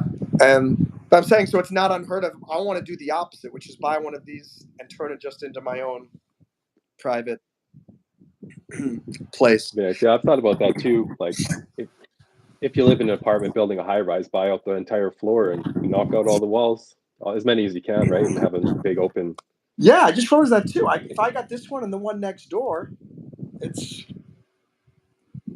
a much Be bigger, nice. or not even that, but just like you can even just create a door, like right there, that goes into the other room, and all the things you can do if you have money. Yep. That's the thing. That quote that I shared from Okay, Jim yeah. Carrey the other day, which was, "I wish everybody could have fame and fortune because they would realize that it doesn't solve all the problems." No, but you could have so much fun. That would be so cool. And I was just telling my friend the other day, I said, you know what? I said, I would feel, if something that would make me feel awesome right now, $3 million. Because if I had just $3 million cash, I mean, here are all the problems that would disappear in my life. I wouldn't be worrying about, like, okay, paying rent and all that stuff. I wouldn't be worried about my mother's money running out. I'd be able to hire staff to help me care for my mom. I'd be able to buy 3 more condos and rent them out. So then we'd have 5 of them. That would be enough where my mom now is making enough money. We could go on a $50,000 around the world cruise, which is how much MSC Cruises was charging for an around the world cruise, about $55,000 for 9 months, which sounds so cool. You're saying you'd have less problems, but now you're telling me you're going to buy 3 apartment buildings or 3 places and rent them out. Now you're creating a whole bunch of new problems, Monroe. But those are problems I know how to solve. Like I'm already really good. We have our 2 condos now that I manage and this and that. If I could just had the money to buy 3 more, easy to manage those things. And I'd be able to hire a part-time property manager to help me do that stuff. Like I said, I am no good at making money. And I tell this people all the time. I am no good at making money. But once I get money, I am extremely good at managing it and turning it into more and not losing it. And that's Warren Buffett's number 1 lesson in investing is don't lose money. So it's easier to earn money than it is to save for I think it's easier to save money than it is to earn money. I suck at earning money. Very bad at it. That's because I don't like working. I don't like working for other people. that's my right? Oh, V, this is your second time on here, so it's time to pull back the veil a little bit. Tell us 3 things that we don't know about you. I know you're private, but you got to give us something that's going to give us a little bit of insight into the man behind the gray, the man behind the gray. I'm behind the gray, the gray man. We need to put a little color into the gray man. Why don't you just ask me a couple questions? I'll tell you what I used to do. Okay, yeah. When I graduated high school, I started out working in a welding fabrication shop. Mm-hmm. So I didn't get my ticket, but I learned how to weld and do structural welding. I didn't do any pipe or anything like that, but learned how to use a lathe, do some machining, stuff like that. So I know how to weld, and then I grew up on a farm, a grain farm, about 4,000 acres. A grain? Grain farm, yeah. Grain farming. Yeah. And yeah, that's how I earned a living for many years of my life was as a farmer. I was a farmer. So do you work now for someone else, or do you work for yourself, or do you live off of investments, or all of the above? Right now I live off of savings. Okay, good. I'm like you, Monroe. You're like me. I've been living off savings for the last couple of years, but I don't want to have to get another job. But if I had to get another job, whatever, it wouldn't bother me. I'm actually looking into potentially getting another job, but I would only do it because it's a job with the federal government. But if I got this job, I don't want to talk about it now for many reasons, but I don't know if I would do it because I'm really concerned that they would tell me that I can't do YouTube live. And that might be but maybe if it did, I would probably, maybe I could say, look, I mean, I won't talk politics, but can I go on and talk anything that has nothing to do with the United States and nothing to do with the They might government? not like that either, but I know there was a case of they've gotten pretty big. There's a YouTube channel in Canada out east, and he worked for Statistics Canada, or he worked for he had a government job, and they found out that he had a YouTube channel, and they fired him. But Well, he's gotten pretty big now. They're that's the main thing. It's like I'm thinking like this job is something that I've always wanted to do, but at the same time, being a professional YouTuber is something that I've always wanted to do. And I have to ask, like, looking like into the future,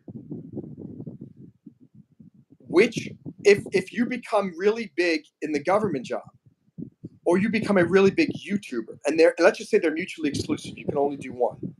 Which one would you rather be? I'd rather be the professional YouTuber, 100%. And so, like, I kind of already know the answer is if.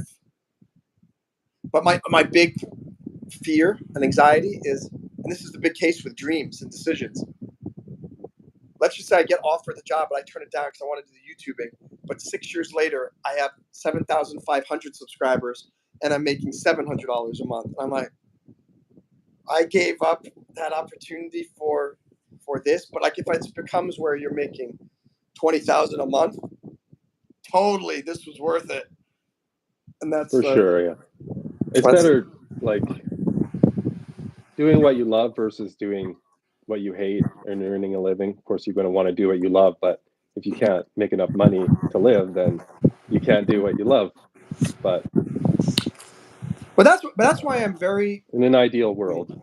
What? Yeah, we're not in an ideal world, that's what scares me. That's the concern part. We're not in an ideal world. We're not in a fair world. We're not in a just world.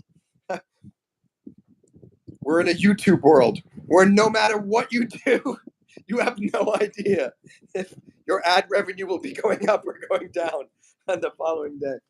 But I was saying, yeah, I mean, your channel could be completely taken away, not just from like accidentally posting something that was copyrighted and you get enough strikes, your channel was taken down, but just they changed policy, and then your channel just has to disappear. Like FPS Russia was a huge YouTuber right back way before all these regulations and stuff for YouTube. He was huge channel. He would have been making millions of dollars today, but because it was to do with firearms and stuff, he couldn't do it anymore. So they can change policy, just like the government changes policy all the time and affects people. Which is why the head of TikTok just reached out to Elon Musk, asking for counsel on what he can do, because you know that Elon Musk has the ear of Donald Trump now. And Donald Trump said during the election that, vote for me if you want to save TikTok. And Trump is on TikTok now. I'm waiting and I'm watching carefully, because if the legislation gets overturned that Biden passed, and if Trump creates some path for TikTok to remain, because of this whole idea, don't put all your eggs in one basket, I might actually start a TikTok account, and just so that I would have, because clearly I don't do well on social media where it's just me writing. The thing, I'm just like everybody else. But when I'm talking and I'm myself, there's something, quote unquote, magical. I don't want to pat myself on the back, but more magical by having this visceral, real connection with people. That doesn't seem to really come across from a tweet.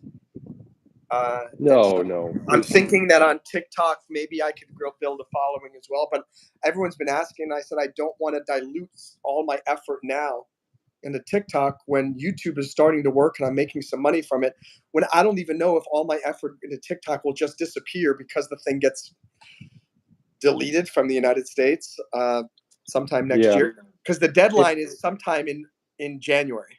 It's coming up.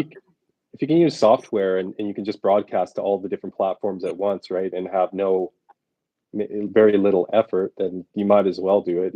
But I still haven't found out if it's possible to use a platform. Do you have StreamYard, or are you still using OBS? Well, or you haven't even gotten that far yet? I haven't got that far yet. No. I don't know if, because I've used OBS and I've used StreamYard and I've used Streamlabs. Every time I use them, the only people who come to my streams are subscribers. It like somehow gets filtered through another, algorithm, and no new people end up finding the live stream, end up finding what we're talking about. And maybe like, what's the benefit of streaming to 4 different platforms if you're only, reaching out to the echo chamber of people who already like you? Yeah. Especially, again, if I were someone with 100,000 subscribers across multiple platforms, and every time I did it, I know I'll make money, even if I don't get new subscribers, fine. But I'm in this very precarious position right now where I think I talked about this. I'm making enough money that's taken up a massive amount of my time, and it's keeping me addicted to doing it, but not making enough money that I can ignore earning money from other places. At least, like I said, until the savings is gone, which is could be fast approaching. We'll see. But yeah, I would like to stream across multiple platforms, but my whole idea would be to draw them back to YouTube, to one main channel, right? Like, I don't want to, like you said, I don't want to put a bunch of work into what is it, Rumble or TikTok. Like, oh gosh, I forgot about Rumble. I created a Rumble account. I just want to come back to one main channel. Yeah, and that's the other thing. I would do that. I got the 5 subscribers to go live, but then I would go live and literally no one would watch me for 20 minutes, and I would turn it off. I'm logging in now to see. I think I had 6 subscribers. This is about 2 months ago, the last time I logged in. Let me see if I still have 6, or am I? You have like 100,000 on there. Nope, I've got 5 followers, so I have 1 less than I did 2 months ago. Well, you're not on there, so. But but it's also the problem. That's why I like YouTube, and maybe it's why people like TikTok, is that those algorithms introduce you to new people. On Rumble, no one found anything. I don't know how people find it. I think you need a significant. There's so few people on there. I think a lot of the big channels that do have like a huge subscriber base, that's when you branch out to those other platforms. In case you have content that you can't put on YouTube, that they won't allow, or you try to try to put your feelers out and get some other people to come back. But I think most people before there was a bunch of controversy with YouTube, people were leaving YouTube and stuff. I think, like, in a perfect world, everyone would have just stayed on YouTube and this would be the main one. But think about this. I'm trying to figure this out too. Everyone says that when you go on TikTok, and it's proven, it is easier to get a following on TikTok than YouTube. It is easier to build followers, and it is easier to get noticed, your video noticed, with thousands of views, even if you don't have huge amount of followers. I don't know how many more people are on YouTube than TikTok. I think there's still considerably more on YouTube. Am I right? Worldwide? I would. Let me see. TikTok's huge. How many people are on YouTube? Oh, there's I Am Athena. What's We're just talking about you. There's I Am Athena. Athena Came back. Yeah. Oh, you know what? How about this, V? Can you look up that statistic? Well, I'm going to try to catch up on all these comments, which is what are the number of people who use YouTube, and what is the current number of people who use TikTok? So V Pirate says, I don't want to be massively wealthy. If I can make at least 75K a year, after that would be icing on the cake. V Pirate, that is the same way that I think. There was a study done many years ago. So it's probably around like 85,000 a year now based on inflation. But they started people out making 20,000 a year, and then they had them do a happiness inventory, psychological assessment. they found that the level of happiness increased and life satisfaction up to $75,000 a year. At that point, the additional money, even up to $300,000 a year, did not change their relative happiness and contentment. So you're on the exact same page as the results of that study. 75, but that was about 15 years ago. So I'm sure it's about 85,000 a year. Basically, same thing. I don't need to be a millionaire, but $85,000 a year. But that's just me. I have a situation where I'm also caring for my mom, so I think I would like to be making a little bit more than that. But you're right. Everybody, and at least in the Western United States, 75 to 85,000 a year, you're doing financially well. Gray sweater looks like AI. Okay. Jamie, I want to have enough money to fix this place up, sell it, and move to a small cabin. I don't need more room. I want less. So that's a wise thing, Jamie. By the way, Jamie, my suggestion, just look into it. Maybe fix it up, rent it, and move to somewhere else. If you can figure that out. And if you can, because I've learned my lesson that oftentimes selling real estate should be a secondary decision after you've exhausted every possible avenue to rent it, because you've already got the equity already there. You've gone through the hard work of getting real estate. If you can, avoid selling it. And I'd say if you can't rent it after 2 years and you're having problems, then sell it. Obviously, your situation is very different. Everyone's situation is unique, but that's my lesson that I've learned is once you have real estate, try to exhaust everything before you sell it. But V, do you have any thoughts on that? Well, I wasn't paying attention. I was looking for my phone. You're looking at the comments too. Seahawks just scored a Comments and touchdown. phone. Jamie says, I'm putting around in a 3-bedroom house by myself. But not many people can have a putting course in a home. That's great that you've got multiple holes in those 3 different bedrooms. That's fantastic, Jamie. The Pirate made 55,000 a year and 20,000 a year. You can smile a little if you know what you need. Yeah, V, I've been around this. V Pirate. I have to clarify. I've gone this thing. The most I've ever made in a year was around 75,000 a year. The least I've made in a year was probably around 22,000 a year. So yeah, it goes up and down. And you know what's funny? And you're right. Like some of the times when I was making less money, I guess I was equally miserable at all times, because when I was making lower amount of money, I wasn't making a huge amount of money, and that really made me feel terrible. When I was making 75,000, I was doing something that was absolutely horrible, and I hated my life because it was just miserable. I don't care what people say, Jamie. Gray sweater looks like he sniffed glue before the stream. Wow, you're getting a lot of attention. Gray sweater. Everyone's trying to pick on me, but I don't care what they say. That's good, V. V Pirate grew up in a small farm, wondering the same, Jamie, including your name. Fun fact, Gray Girl was what the old ladies called me at work. Funny. I got to catch up on some of these. Gray sweaters, real, 3 things. Okay, I'm not going to read those. I've seen that one too. Cats. I don't have any pets. That's another. Yeah. Hong Kong. You got to be a little. I'm not a virgin. I don't have cats. I wiped with the wrong hand once. Yeah. I don't know. Maybe. Jamie says, "I love what I do, but I'd love it even more if I could do it at home." V Pirate says, "I love what I do for work now."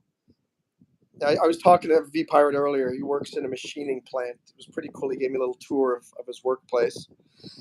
Different people are on TikTok that aren't on YouTube. What gets under my skin is when you have great conversations like we have here, says V Pirate, or talented artists, they get little views. Yeah, that's what's it's blowing my mind. You know what's bonkers too? I was up to 4,440 subscribers after the interview with Chad. And then today, 4,436 before I started this. Maybe I got some new people, but it's so weird. Like, oh, they liked me when I interviewed Chad, but then I guess YouTube started suggesting my videos, and they're like, oh, he does comedy? I'm unsubscribing. Yeah, I don't know. It's really weird. There's so many different variables. It's hard to really peg what it is, right? I have somebody that subscribes and unsubscribes and subscribes and unsubscribes. Like a couple people that do that. There are so many. I've noticed. I found out. I can find out there are majority of my members, my subscribers, do not publicly show that they're subscribed. So, but I was able to find, of the people in my YouTube studio, there are about 300 who I could see when they subscribed. A lot of people who supposedly have been supporting me the last 5 months, and have been saying, I just saw that some of them just subscribed, quote unquote, 3 weeks ago or a month ago, Yeah. which means they unsubscribed. And then for some reason they resubscribed to the channel, which means for some reason I upset them, or they peeved me off, or I peeved them off for this or that. Oh, there's Athena, because it's short content. Oh, that could be it. TikTok is attracting people who have no Of interest in low anything. attention spans. Oh, Athena's back with a super chat. Look at that. Monroe, your friend looks homeless. Aww. Well, can I tell you this? I'd like to bring people from all walks of life.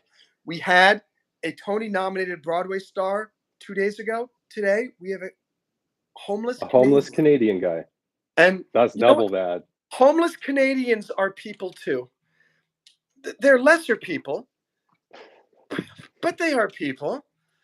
You look on a map, we're above you. So, by the way, Athena, thank you very much, because you're getting us towards the third goal. We're at 399, well, 399 plus Jamie's, so we're probably around $400 and maybe $1 here. Plus, so 403 probably, thanks to you. We're putting you on here, number 46. I am Athena. No, why does Athena have the option to do $2? Isn't that strange? Why does Jamie only have the option to do $1.99, but Athena can do $2? Does anybody know? I mean, that's another weird thing. yeah. What is it? Is it? I mean, I think both Athena. Well, know what? I'm assuming Athena's in the United States. Maybe Athena is not. But wait, you're supposed to so's only Jamie, give though. using your channel, your home country currency. Jamie says, "Are you sure you want to do lives with all of the?" Yeah. Actually, by the way, Bad today. I'm going to be honest with you. I private messaged all the people who follow me, and I said, "Look, there's this guy V, and he's really starting to ramp up as my competition. He's going to be my guest. I want you to come on here and criticize him as much as you can, so that you dissuade him." And is it working? Is it working? You're trying to get me to quit? You scared? I am Athena says, "Geez, homeless guy talks a lot." Shushla. I wonder if, oh my gosh, if Hong Kong Sports is I Am Athena. Could be. You never know. You never know. Right? Jamie says, "I don't know if it's actually the people unsubscribing. I've seen videos on channels I know I was once subscribed to and wasn't anymore." It's so weird. V Pirate says, "I'm subscribed and you're stuck with me. Ride or die." So you're saying die is an option? it's no ride or die. We're only riding here. We're riding straight to the top. Hong Kong says, "Did he ban me?" No, I wouldn't ban you, Hong Kong. Only if Grey Wolf decides you're banned. Then they call you Gray Shirt, Gray Homeless Guy. I call you Grey Wolf. Grey Wolf? Nice. There are wolves here. V Pirate says, "Get my country's name out of your mouth," says Deadpool. V says, "Nice." I Am Athena says, "Monroe looks like he remembers what happened tomorrow." That would be awesome. Yeah. Guys, look, I remember something that happened tomorrow, and I wanted to talk about that. And so, I Am Athena. I Am Athena is a fan / spammer here in the channel / super fan, because they spam and super chat at the same time. And Jamie is always talking about how, when am I going to do $499? Well, I remembered something that happens tomorrow, which is I Am Athena super chats me $499. And I remember what happened tomorrow, I'm super excited about it. And it really just got my adrenaline just flying through the roof. So I am Athena says, tell your buddy to take his hat off. Grey Wolf, you have hereby been. I am Athena. How about this? Super Why chat, though? Why do I chat, need to take my hat off? super That's a good chat, question. $2 more, Why? and I will tell the homeless man to take off his hat. Hey, V, don't you do anything that they tell you unless I am financially compensated for it.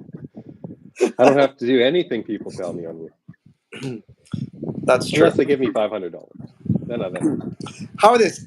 I am Athena. If you super chat $499 or something therein, I will share $10 US with. Hey, all right, Athena, you've got it. Okay. Take the hat off. There you go. There. There you go. Can I put it back on? And now I put the hat on. I like wearing a hat. I don't know if I like people that wear these hats like this. It looks like they're too much trying to be hip, but You look like a painter or something. yeah, it's like someone who's trying to be. It's like I want to be cool, like someone who wears their baseball cap backwards, but I still want to be smart. I want to be smart hip. I don't Smart know. hip. He goes, they're both balding. Yeah. Well, I wouldn't say I'm balding because my hair has been like this for the last 6 years, and it hasn't changed at all. And now I do my nightly Rogaine and my morning topical Propecia, and they have kept me from losing any more. I'm starting to bald on my like what you would call widow's peaks. I don't know why they call it that, but I am 40 years old too, so everybody, you know. I wonder if it's a widow's age, peak because once it happens, your wife does wonders for you. Wants to kill herself because she's like, I'm so embarrassed that my husband's hair is starting to dissipate. All right, so here, I am Athena. $2 times 2. Yeah.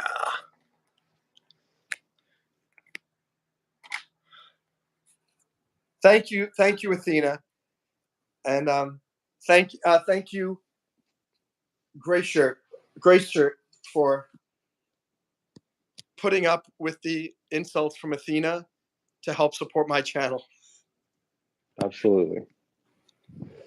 Oh, it's kind of getting tiring now. Yeah, we got your 10-minute. Oh, what's getting tiring? The insults or the YouTube live stream? The insults, just one after another. But like I don't care, but still. Sporting the cabbie hat. I got a couple cabbies and fedoras.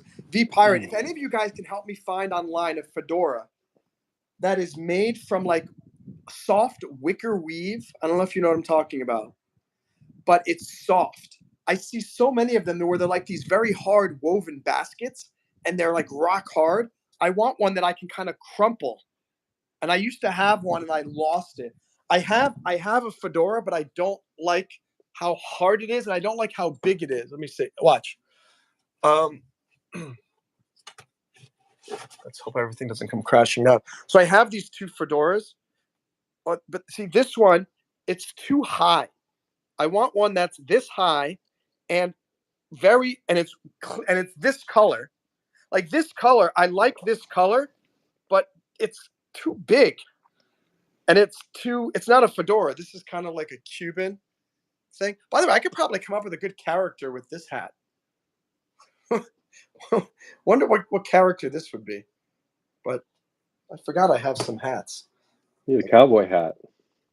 But this isn't cowboyish, I don't think, is it? No. It's more like if I had a white suit. Oh yeah, for sure. It's like a Cuban or Cuban, yeah. It's got a Cuban vibe to it. Elise Monroe has nice teeth. Homeless guy, drugs are bad.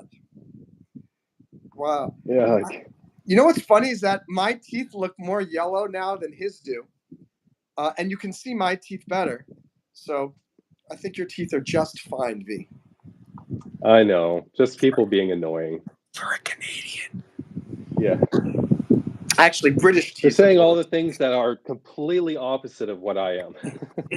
And Canadian I don't do tea's drugs. actually, I don't drink alcohol. I don't like water and coffee, but water. I don't drink coffee.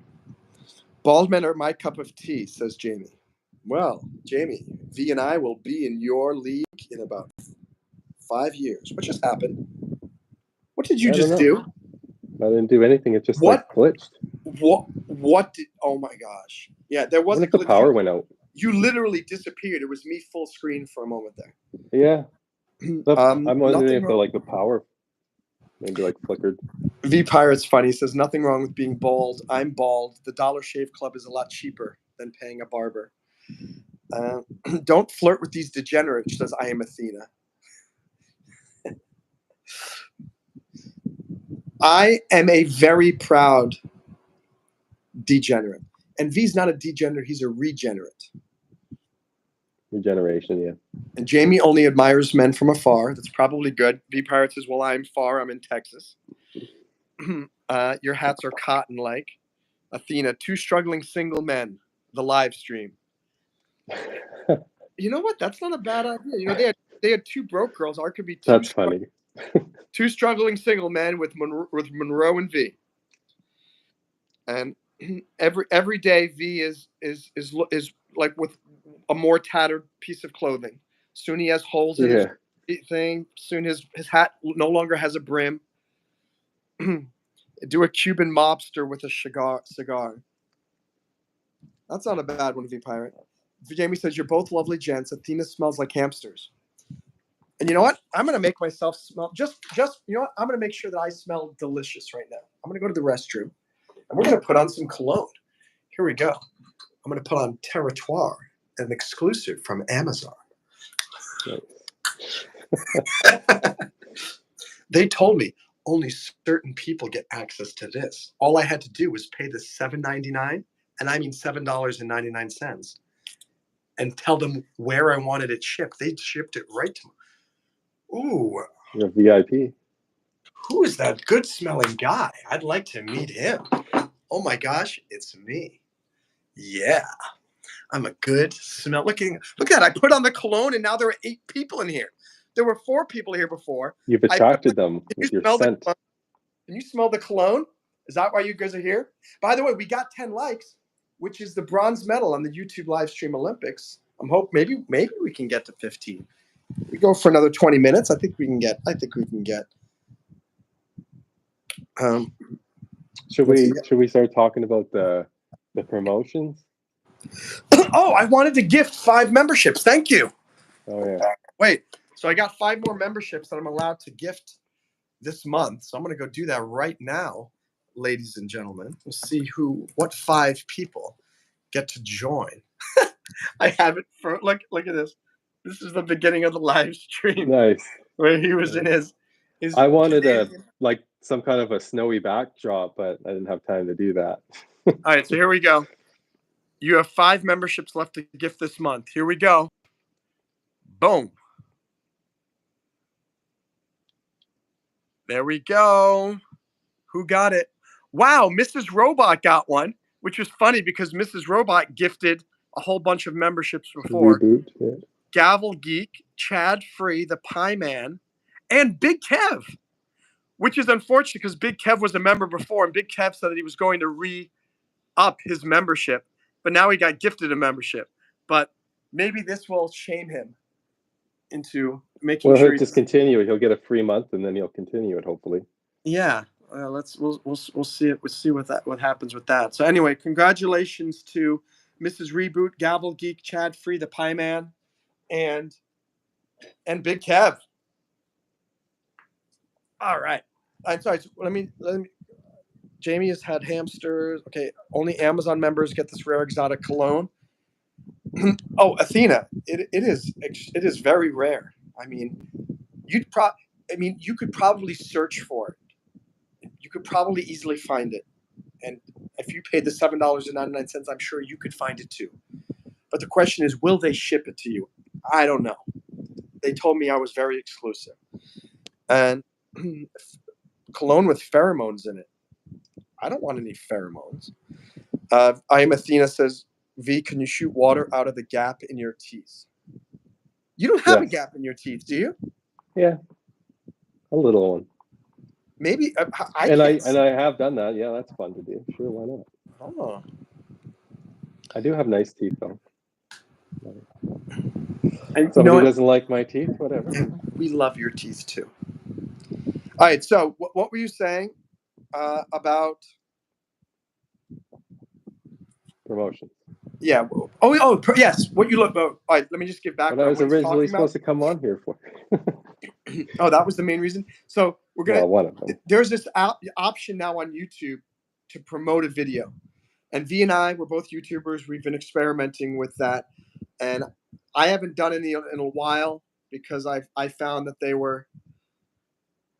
I don't really trust that the views are from real people or the subscriptions are from real people, or if they are real people, they're real people who don't care anything about your channel. That's what my experience.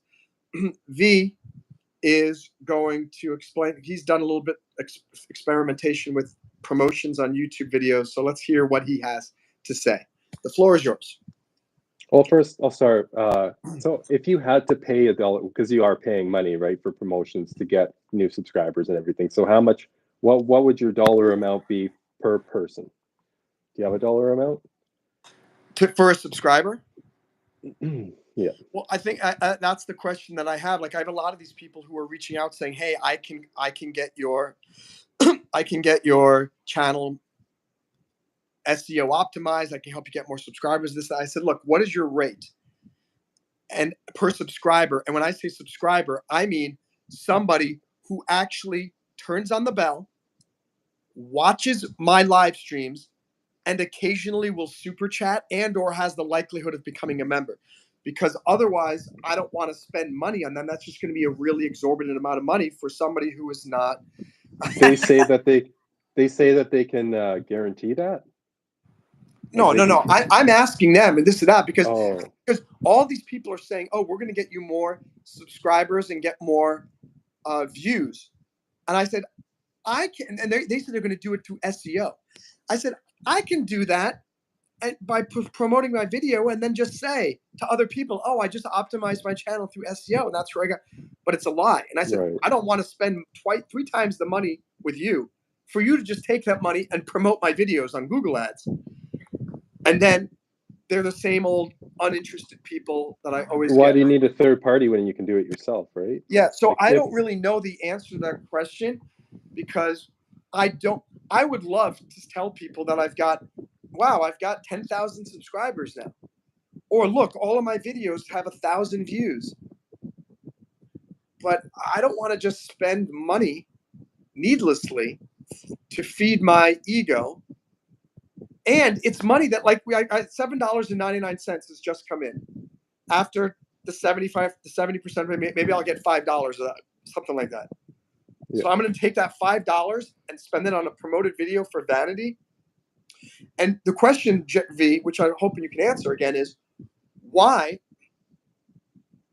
there is an element of the vanity aspect that makes sense in that if people come to my YouTube channel and they see, oh wow, all of his videos on his homepage. Like right now, people go to my homepage. My last 3 videos all have less than 100 views, I think. It doesn't look good. Mm-hmm. And yet you go to my live tab, you can see some of them have got 300, some of them have 1,000, some of them have got 6,000. That's why I was asking if I could put my lives I can't. Yeah, you can. You can move live over to the first. But the first tab is home. Oh. Home tab. Yeah, it's got to be I, your home tab. I don't right? think I can move my lives all the way up above the. Maybe I can. I have to look more. I didn't realize that I can't move the tabs, but maybe I can move the thing up there. By the way, Athena is yawning and super chatted $2 to let us know that Athena does not like our current topic. However, we have 14 people now when we're talking about YouTube and promoted videos. So maybe. Okay, I'm in there, right? Sorry. Well, you can talk. I'm going to add Athena to the super board. So the super I'm just in the home tab customization, and you can turn your home tab off and then just put live streams at the top, and it'll be the first thing people see when they come on your page. Interesting. Yeah. But then there's the question: does the home tab help in any way? I think for somebody like me who doesn't have a lot of videos, I think that probably helps because it can show like all my videos and all my shorts, all my live streams and everything. But once you have enough videos, it probably just becomes too much, maybe clutter. And it's good that you can do that because like in your situation, you can put lives first. Yeah, I'm gonna experiment with that when I get off tonight and kind of see if there's an option. Let me just see some. First of all, thank you, Athena. I'm sorry you're not entertained, but I appreciate the $2 super chat.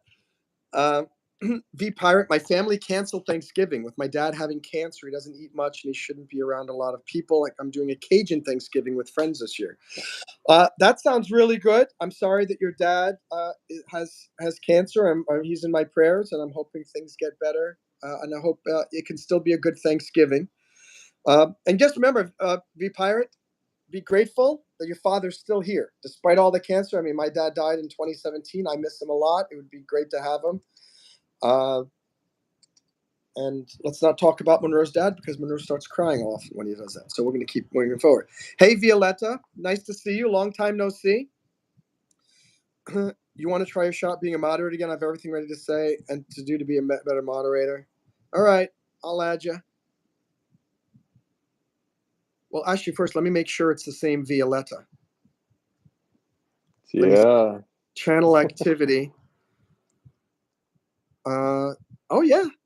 Yeah, it's the same one. Sneaky, okay. Sneaky. All right, we'll make you a moderator. So welcome back, Violetta, as a moderator. Appreciate your offer to help. V Pirate, I got to the point with TikTok. I was on a daily and became obsessed. I asked myself, why does it matter how many views or likes I got? There were more important things in life to me. Absolutely. I mean, that's a big question with everything that we do in life. Is it worth? By the way, we had 15 people here in a second. We didn't even get one more like. Can we get a couple of more likes so we can get up? At least get 11 likes. We've been stuck at 10 likes for about 30 minutes. It's about intention. Take your shirt off, dance around, you'll get views. I am Athena.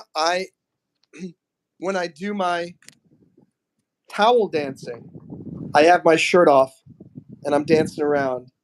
I get less views with that than I do when I show Dancer, the dog. The dog videos always get 750 views. Towel dancing, like 500. So the dog's got one up on me. But the dog's naked, I guess, too. So technically, dogs are always naked. Hong Kong gift membership for me.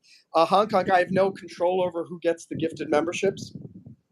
YouTube gives it based on who is most likely to become a paying member and who is most likely to benefit from the gifted memberships. Athena says, no, Honk, nobody likes you. Athena, you are crazy. Go play in traffic. Mod me.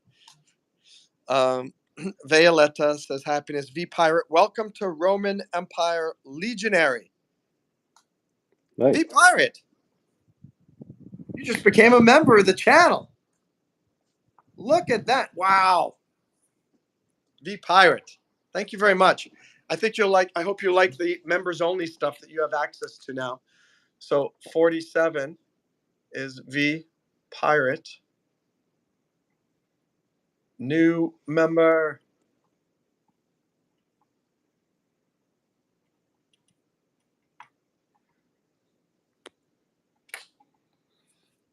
Thank you so much. Thank you for becoming a member, V Pirate.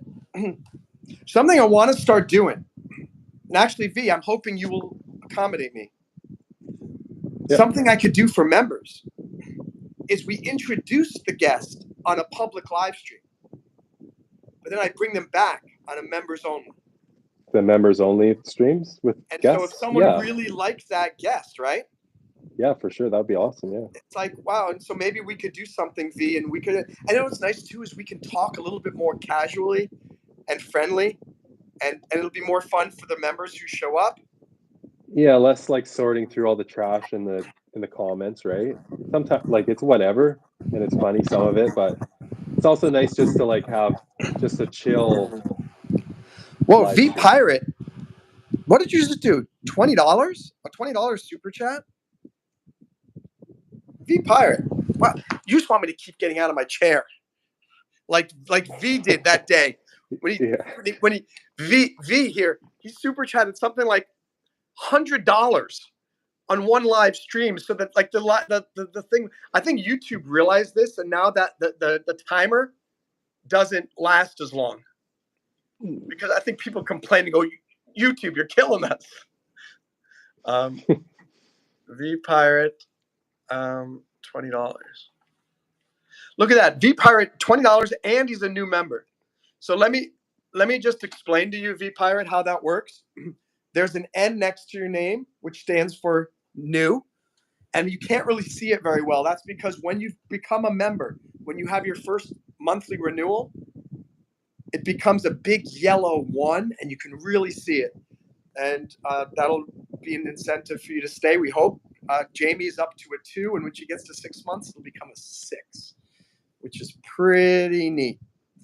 And thank you so much, V Pirate, for your support. Let's celebrate V Pirate's 5th super on a live stream. And I Am Athena said simp. What the heck does simp mean? What does simp mean? Simple, like a simpleton. Well, I appreciate super chatting simpletons.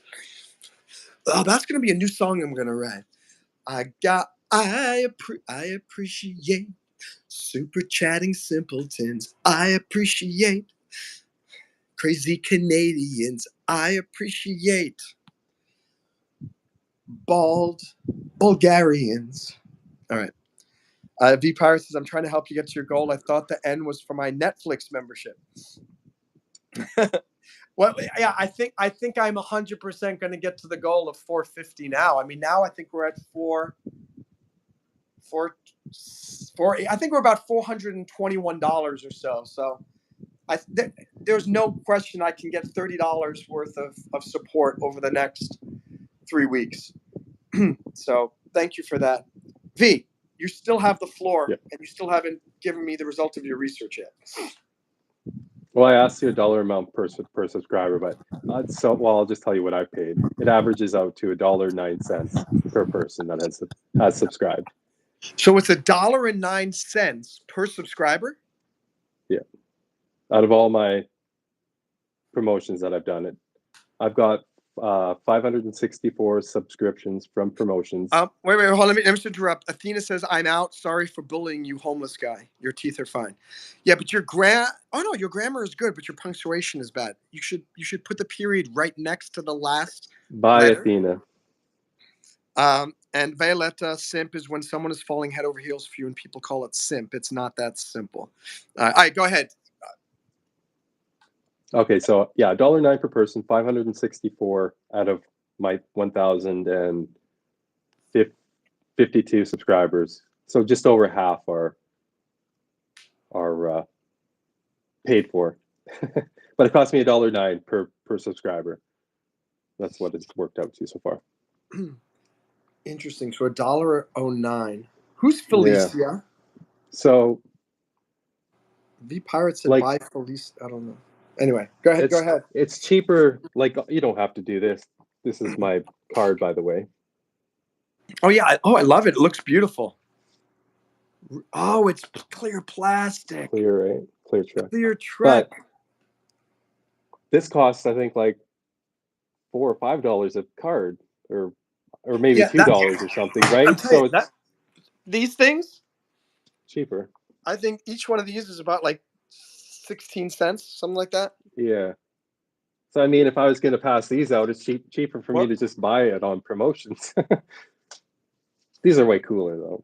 Those are cool. Those are when you give it somebody. I think you should have another card as well that is very inexpensive, the paper one that you just hand out like as little flyers. Like, you don't want to just leave those cards, just like 10 of them at a pizza place, and hope that somebody will pick them up. I would never leave it because it's not biodegradable either, so it'd be littering. But but at least with this one, it'll last a long time. You know, it could get passed around. It could get passed around. A bunch of people. So you're saying it's easy? Maybe. Easy what? Like a girl. Well, you said it's going to get passed around. YouTube's not easy. Yeah, the cards, sure. No, but here's the question: of that, you said $1.09 for each new subscriber via promotion on YouTube. What percentage of those are actually interacting with your channel and or I would watching videos? say 5%, 3%. It's not that many. Do you have confirmation that some of them actually like confirm that they found you via promotion, or they don't even know? Like you were talking about before, I can look and see some of the subscribers that have subscribed, and I think they come back. I mean, I think there's some people that do come back to watch, but yeah. I mean, the fact that you say about 3 to 5%, what's fascinating is when I look at the number of people on my channel who are subscribed, it's around 5%. Excuse me. The people on my channel who are subscribed, who have the bell turned on, is about Okay. 5%. So maybe this 5%, maybe that's a good statistic saying when you do promotion and you get subscribers, maybe 5% of them will actually come and watch. And if you look at it that way, maybe it makes sense Maybe. because it's statistically in line with the number of people who watch my channel to begin with, who have the bell turned on, 5%. It could be. There's a lot of like missing gaps in the information, right? Like obviously privacy concerns for people. You can't see everyone who comes and watches your video, and that's whatever, right? But The thing is, yeah. I don't mind if I just don't want to like do promotions and I've got 25,000 subscribers, but I still have 6 to 10 people watching my live streams. That's the thing, right? Like the whole idea is to get actual people that actually want to interact with you and come back. If you're not going to get those, there's no point. Then it is just vanity. But as long as you're getting people returning viewers, then it's totally worth it. I wish I would put more money into the promotions if they gave better statistics and showed, hey, this is the result of your campaign. You spent $500. You got 420 new subscribers. Of those 420 new subscribers, I wish you could track them and say, of those in the last week, 6% have ended up on watching your lives. Yeah, they don't have to tell you exactly who it is, but it would be nice to know the percentage, right, of returning viewers. Yeah. Yeah. So I've done 9 promotions ranging from $5 to $500. So from one extreme to the other. The last 3, I guess, the last 3 promotions, I hadn't tried just doing a $5 3-day.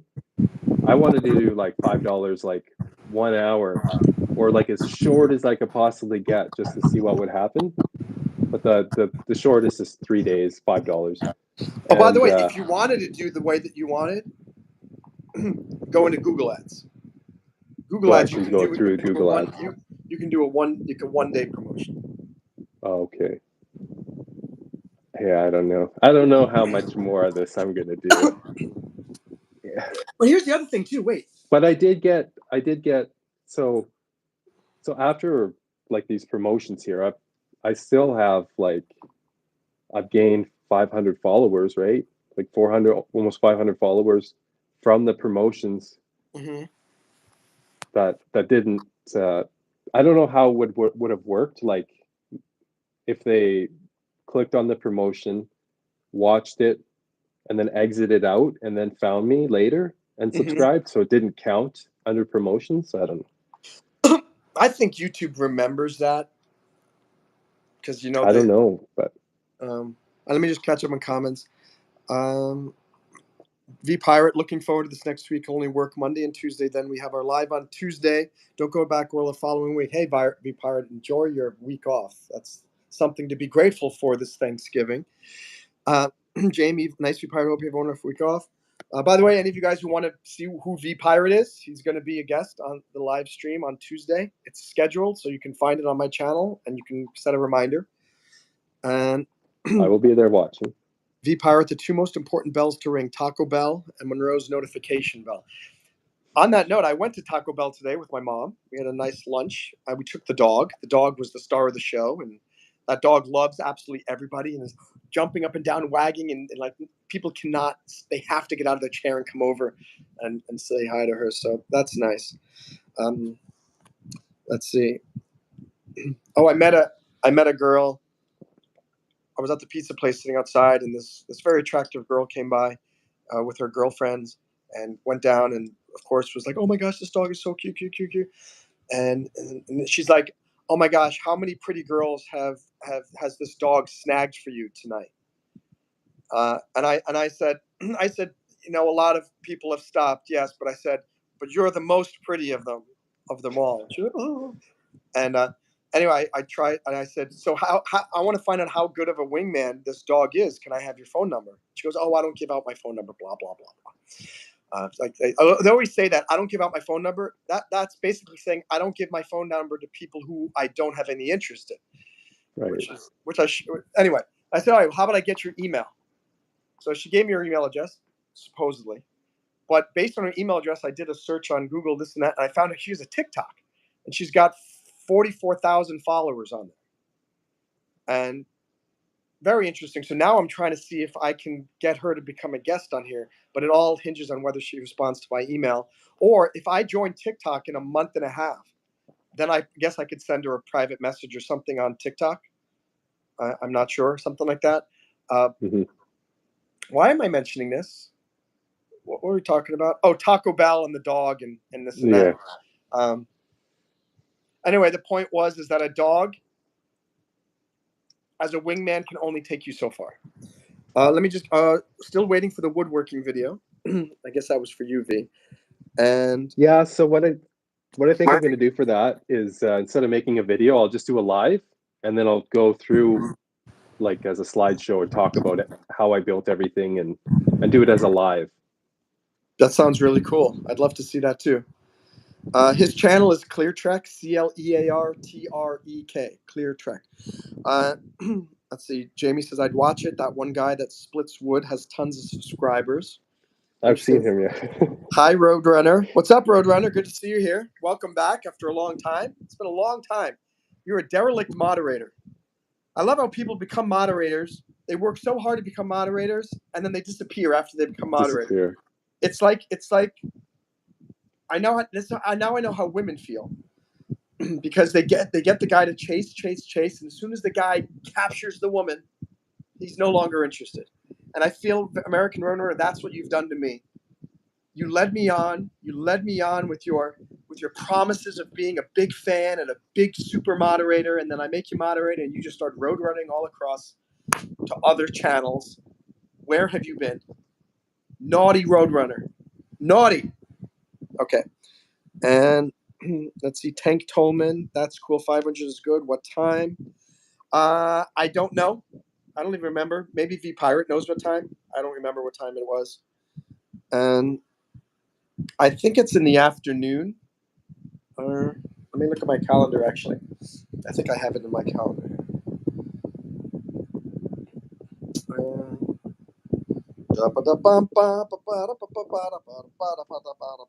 It's 8 o'clock p.m. So literally around this time, it's 7:30 right now. At 8 o'clock on Tuesday night, Eastern time, you'll come in and we'll find V Pirate. I think also eventually I'm going to StreamYard just got super expensive too. Now it's something like $25 a month or $30 or $40 a month, I think, like that. But eventually when I can afford to upgrade some of the stuff, I think I'll get a subscription to StreamYard so that I can do members only live streams with multiple prior guests all together.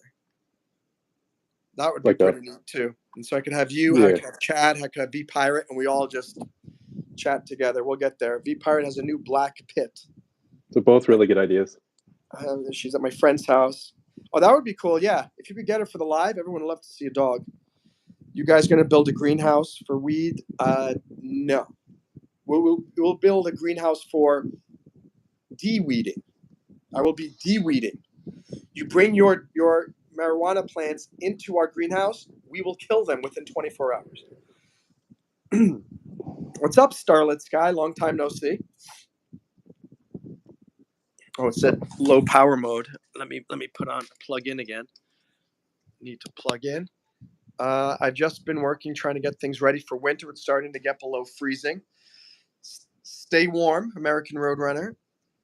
Starlit Skies, I am offended. You didn't say hi back. Starlit Sky, don't you know by now that I take about 30 minutes to get down to all the comments? And that if you want me to read it a little bit more quickly, you can do a super chat. But even then, maybe that'll only bring it down to 3 minutes. I don't see those super chats sometimes either. You get pretty behind sometimes, but it's no wonder there's a lot of comments too to go through. Alex, that's right. V Pirate, I remember I gave him that hint for you, bro. He should have made you mod by now. What a don't that's not a nice comment, Alex. Don't be using racial slurs in here. American Runner, I still love your videos and would watch them, mod or not. Would watch them. So you're saying you haven't been.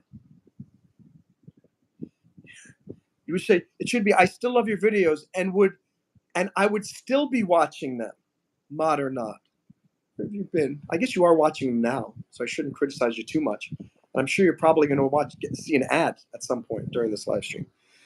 If I catch you, I'm here till the end. You should know that. Oh, that's a great line for a song. If I catch you, I'm here till the end. You should know that. Thank you, Roadrunner. Alex, how are you going to hate on weed yet you have that Bob Marley necklace? This is not a Bob Marley necklace because Jamaica has a lot more to it than just that substance. Jamaica has a vibrant tourism industry. They have lovely jerk chicken. And no, I know, Roadrunner. I'm just joking around. Starlit Sky says hi. Yeah, hi to you again. Hi. Hi Sky, hi Roadrunner, hi Alex. V, under what circumstances would you promote a video again? Okay, so well, I think it would be a good idea not to promote if you're monetized, don't promote a video that can make money. Maybe promote something that has like a song that's copyrighted that you can't monetize. And then direct, you could like link your video that you want from it, so you can get people to like go through that video to a video that is monetized you can make money from. I don't know, that's just an idea. The thing that I found though is that I mean with the amount of advertising revenue that you make from YouTube is so tiny. I mean you need to have probably 1 million views to make maybe $1,000 that month or $500 that month from advertising revenue. It's just one video. I mean, it can happen. It could happen all the time. But if you're most of the time, if you're promoting any video, the amount of ad revenue you're going to get from, like, even if you promote a non-monetized one, you spend $5, you're not going to make $5 in advertising revenue unless that video does happen to become some viral sensation. And I wish there were studies on that. All I'm saying is don't promote a video that's not monetized. Don't promote something where you can't earn money from it. Otherwise, there's no point, right? You're saying use the promotion to promote videos that are monetized? Yeah, that you can make money from if you're monetized. If you're monetized, don't promote a video that has a copyrighted song in it where they're going to get all the money. Yeah, okay. That's all I thought I'm you said saying. the reverse, yeah. No, but at the same time, you're making a big gamble because I did promote maybe a few weeks ago I spent $5. I never spend more than $5 on any video that I do. Some of my songs, those lyric videos. You know what? That's interesting too. I never thought about that. Let's say I spend $5 to promote it, to kickstart it. But then over the course of 2 months or 3 months or 4 months, I make $5 in ad revenue from it. Yeah, then it pays for itself, right? Pays for itself if that promotion is what helped get the $5 of revenue over 3 months. That's again, there was no way to. What I have no idea. Like what? Yeah. So there's a couple other things too that are, from what I've seen on my own personal stuff, and there's so many different variables, right? Because my content's different from your content.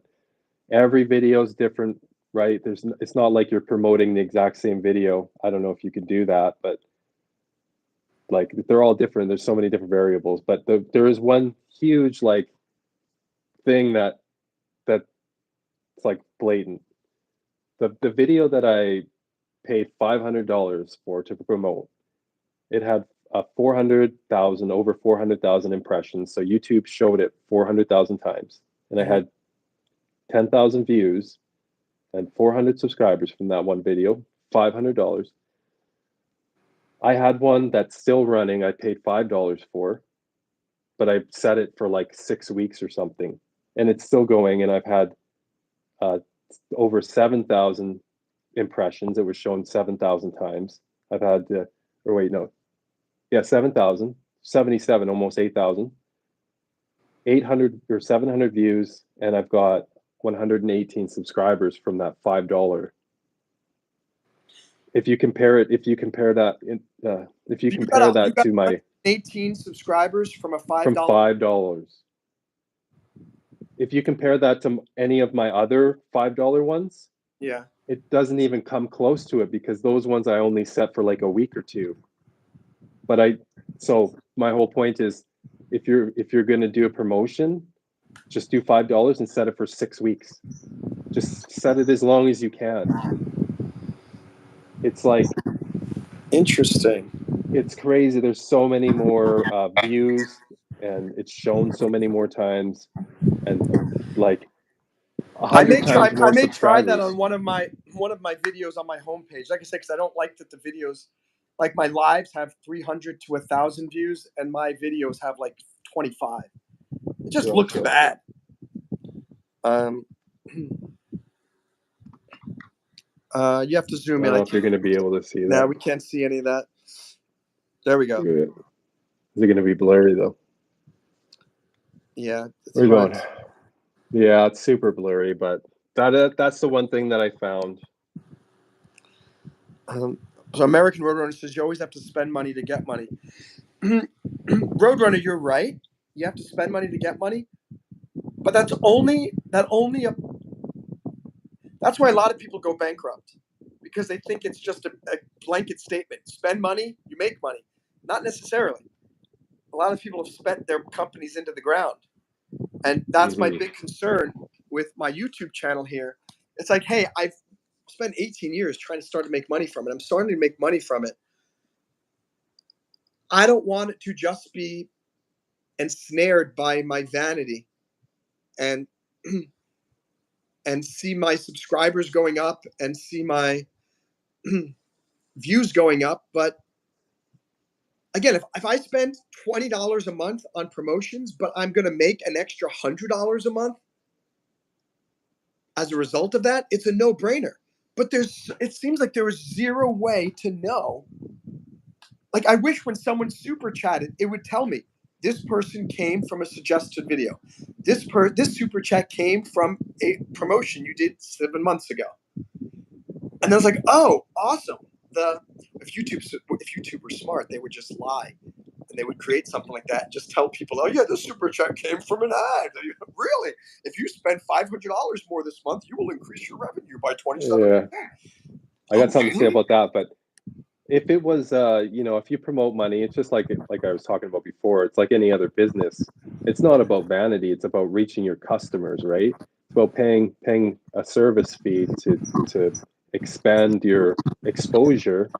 And the one thing is, like, if you're going to run a promotion, you're paying money. All of that watch time should count towards your channel. I've thought that too. I think it's unfair that watch you paid time them. You becomes paid promoted. for It's it, like, right? what does YouTube care? Or they should say this: if you get watch time from promoted videos, and let's say you spent $200 over a month in order to get your channel monetized in 1 month through promoted, you must agree to continue to pay $200 a month in promoted videos until your channel is making that same amount of traffic from organic activity. I Because don't know I if can that understand that people could game the system to get monetized, but then they stop promoting and nobody's watching their videos at all anymore because they're not.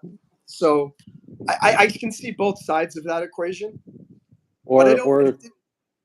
Or if you promote a video and you get, say, 100 subscribers, if those subscribers stick around and they're still there after 6 months, then you get the credit for it. Yeah, something like that. Like the Something watch like time that. is not immediate. You need to create organic watch time from those people, and that would Or give me active. more faith in the promoted video subscribers.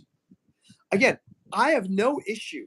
I would spend $5-10 on every single video that I created if I could somehow figure out with certainty that many of those, even a percentage of them, are coming back, they're watching my videos, and that eventually they are contributing to increasing the total revenue for the channel. Mm-hmm. I don't really know if they're real people still. And again, Yeah, who they may wants be to real just people. burn money, right? It's the way it is now, it's kind of just lighting a stack of money on fire, right? I would say this. The people Not think that's necessarily, cool, because lighting a stack of but money on fire doesn't give you any return on investment except heat. if Whereas well, these promoted videos, there is a possibility that some of those subscribers that you and I got from promoted videos are actually watching our channel. But I don't know. yeah, I think there is, but there's no way to know exactly how many of them. And again, I talked about this too. There's one of these guys that did a TEDx. I'm almost certain, like 95% sure, that his TEDx he has like 3 million views. He's a surgeon. I know he paid. Surgeons make a lot of money. He spent a lot of money to promote the video. If it had 3 million genuine views, it'd be very surprising that he doesn't have a book deal. Very surprising that he has not become very famous. So that's what I'm saying. It's like, I think you and I could easily get 100,000 subscribers. Well, anybody could if they had deep enough pockets, right? With 1 million views, but you do a YouTube live, and it's still fun. My friend Zane, who was a guest when I was first over the summer, he does short videos. That's it.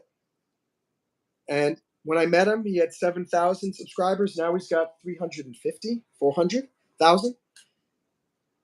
And I asked him, "Oh, when you do lives, is it like massive people?" He said, "No, it's the same thing, like 5 to 10 people showing up." No. Which is super weird. Yeah. Which again is like, well, if the subscribers that come for somebody's shorts don't translate over to lives, then certainly subscribers who came from a promoted video that has nothing to do with your lives are probably going to have that same difficulty making the jump over the chasm to becoming a live stream viewer. Also, how many people are you subscribed to on YouTube? You're subscribed to them with the bell on and you don't get notifications. And as Jamie said, sometimes you get unsubscribed. Yeah. This is why I just recently signed up to Mooseend, a email marketing system, which I found was finally affordable because I have about 3,000 email addresses I've amassed over the years. And now, I mean, Chimp Monkey, what's it called? MailChimp. MailChimp used to be $10 a month, $75 a month now for someone with 3,000. Mooseend came out to like $23 a month, and I paid for the year.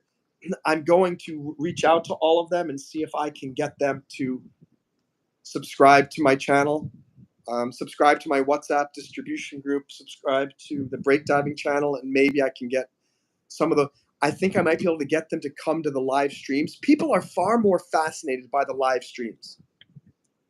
I don't know why. When I tell them, I say, oh, I'm a YouTuber. What do you do? Oh, I'm a YouTube live streamer. I do maybe one a day. All of a sudden they go, oh, really? Oh, it's like I said, I've got it. It's like me telling them that I have a yacht. Yeah. It's like I'm telling, oh, you have a yacht. Oh, live streamer. Ooh. But if you say that, oh, I post videos,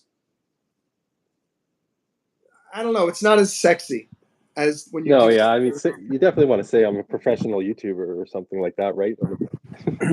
I catch them in the Could go either comments. way. V Pirate says money's hard to come by, but I don't mind donating to Monroe because he's one of the greatest. It's not a donation, V Pirate. It's an investment in motivating me to feel that doing YouTube is actually a part-time job, and a part-time job with a potential for a raise in the future. So just I don't like to think of it as donation. I think it's a service that I'm providing to people. And when V gets his channel monetized, it's a service. And we appreciate the people who are financially able and who recognize. So it's not just recognize. I know all of you, if you had $1 million, I'm sure you would all chip in and support the channel that way. But it's hard work, right, Monroe? It's Like what? It's exhausting. not an easy job. It's not. It's a lot Here's of the other work. thing too. I mean, every book that I read about YouTube, they talk about YouTube burnout. And it's a true thing. It's not. I'm not abnormal for telling you sometimes I don't want to come on a YouTube live, or saying I'm depressed, or it takes an emotional toll on you, and then and the thing is, you get on this high. I don't know if you feel it right now, but don't you kind of feel like there's a little high right now? You're in a different world, being on a YouTube live, and you're talking to other people. I like to think of it. I do get a little bit nervous before I go on, but like I love talking to random strangers. I love talking to just whoever, and so I look at it that way. Like I know there's a lot of people here, and we've never actually met in person, but I just love talking to people, and I kind of just think of it as I'm just being myself, and this is just friendly conversation with the world or with whoever. And that doesn't give you I know, to me, it gives me a high. I tell you this, literally an hour before the live stream. Remember when I was texting you? Like it was about an hour and a half. I was lying down. I was watching Married with Children. I was in one of my funks. I'm like, oh, gosh, I got to go on a YouTube live. And then part of me is saying, but it's me. no, but yeah, but I was thinking, but it's V. And, the truth is I have to keep reminding myself every time I go live, I feel good. And 99 times out of 10, I make some money, whether it's 99 cents or in this case, 20.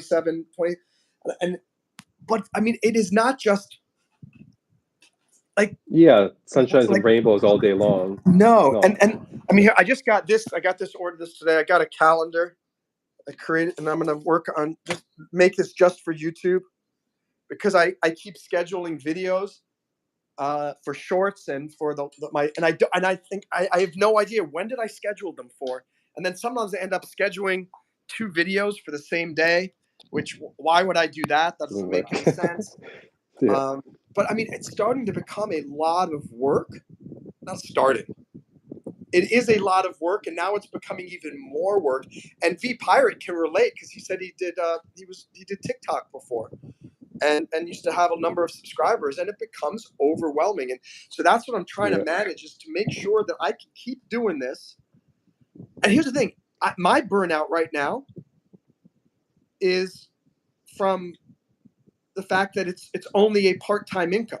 If this were, again, my target is $4,000 a month. If I can get to $4,000 a month, I think it'll be less likely to have burnout, because now there's that big motivation of, boom, this thing is paying all of your bills, and you don't have to use your investments and savings anymore. Yeah, there'll be a relief in one area, but if you have $4,000 of income and it's because you have a bunch of memberships, then you're gonna have to make more content for them. That could become, a lot of work and a burnout in that way. Think But about that. it's just But about that's what I was managing talking it. about before. Let's just say I'm making $4,000 a month just for memberships. Now my number one mission is no longer recruiting new members. Right. It's keeping my current members happy. because they are now my boss, quote unquote. Right. So You I work for wouldn't them. mind Yeah. switch. Right now, it's like 70% public, 30% members only. I would switch to 70% members only and then 30% public, because then if I'm making $4,000 a month and the 30% for the public gets me an extra $5 to $10 every month, that's awesome. It's like everything's paid for, and I'm getting a raise of $10 a month from 2 or 3 new members. I mean, and that's ultimately and that's what YouTube, like in that boot camp, I'm still part of that, and it's fascinating. But that's their main thing, is saying, if you want to make this your career and dependable income, where you get a salary, he goes, you need to have enough members that they cover your monthly expenses, and then just keep them happy enough that they continue to renew. So vPirate, I know Right. it seems like it's $3.99, and it's not a huge, it's a cup of coffee per month for you. But for me, you just made it a little bit more likely that I am going to have a consistent monthly income from YouTube. And for you members, like now you vPirate, that other girl, Claudia, that joined 3 or 4 days ago, if any of you have ideas for what you want me to do to make it more valuable, I'm all ears. I would love to do it, because ultimately I want to make sure that, as they say, it's harder to gain. It costs more money to gain a new client than it does to keep a current client happy. And that's why, like we were talking about $1.09 to get a new subscriber through promoted videos. Maybe that's not a lot of money to spend if, on average, each one of those $1.09 new subscribers brings in $150 of lifetime income. Like, wow. Yeah. That's I mean, depending on your numbers and stuff, it could get to the point where if they come and watch one of your long form videos, they could maybe make you $1. Well, you'd have to have a lot of subscribers to make $1 off one video per subscriber. But you know what I mean? Like eventually, if you keep building and building, and $1.09 might not be that bad. Like But you maybe know if a what? I dollar is honestly like, think that I made about $1.09 more. And you know what it was? I think it came from the Billy Bob live stream when I was walking around outside. Were you there that day? It was around when 4 in you're the morning.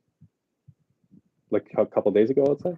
Yeah. It was the first one where I was in my winter hat and it was Yeah, cold but I out. only caught like the last part of it. That got 1,200 views. I think that is why I have $16 of ad revenue, or $16 for the first time. So that is the main thing with the ad revenue. You gotta figure out how to. Get monetized. You know what's funny? I actually think about that. No, it's how to get more people to just watch your lives or your recorded videos. You got to figure out something that's going to draw in that audience. It seems common sense, but it's not easy to crack that code. But I was just realizing, I wonder if why YouTube is sending fewer people to my live streams since I got monetized. I wonder if it's also because they want to send. You're making the money. They're not making the money now, right? No, but they don't want Well, advertisers. I don't know. I was just thinking, like, maybe that's something to do with, you want to make sure that, like, they only want to send people to ads when there are a lot of people on the live stream for some reason, because I don't know. This is a negative towards you, but when YouTube sends, if you gift a membership to somebody, they're going to give it to someone who they think is going to resubscribe because they'll make more money. Maybe they won't send certain people to certain creators because they don't think they're going to get a return. 100%. And Right? It is all about the money. It all is all about the money. And I think maybe that's just, maybe at first they had, YouTube thought before I got monetized, oh, this guy, blah, blah, blah, blah, blah. But it still doesn't make sense. If they were sending 130 people to a Billy Bob live stream in mid-August and concurrent viewers, and I ended up with 7,000 views on some of my Billy Bob. You know how much money on advertising revenue I'd make from 7,000 views? That's a lot. I don't understand why YouTube wouldn't send just as many people once it's monetized. It's by the way, one more Well, like we'll and we see got the next silver summer, medal. right? One more like, we got the silver medal on the YouTube live stream Olympics. Hope somebody new will double tap the screen and help us get there. Go ahead, V. So you did that during the summer, like other people were saying, it could be just a summer break, right? Because so many people were. I am very curious to find out what is going to happen around June 15th, Yeah. and to see if suddenly, boom, making, I got 150, 200 people again. If so, I really hope so, because then it'll explain to me what there's no conspiracy. There's no this or that. It's not about my content. It was just because there were more people who had the free time to watch YouTube at night because they didn't have to get up in the morning to go to school. Right. American Roadrunner says that's not bad. V Pirate says if you see me out on the corner trying to earn money, don't hate. Never, V Pirate. Alex, if you don't spend more than $5 in a video and you spend an hour on YouTube, it means you're only worthy of $5 and an hour at that point. As a wait, I kind of missed it. Did you get his logic, Alex? V? No, I seen the comment, but I didn't read it. All I can tell you is I am definitely worth more than $5. V Pirate, I honestly found your page a few months ago, I think just from flipping through the lives.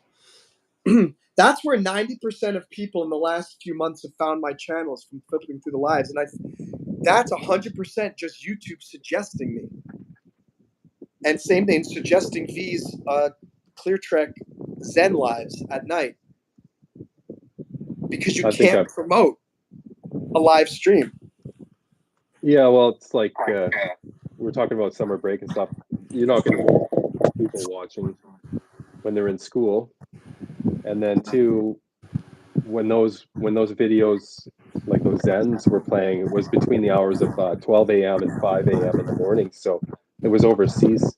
I'm assuming it was probably India. I know it was India, Iraq, it was the Middle East and Asian countries that were watching it. So you have to, if you really do want to make money, you do have to be international and have a huge worldwide subscriber base, not just in your own country.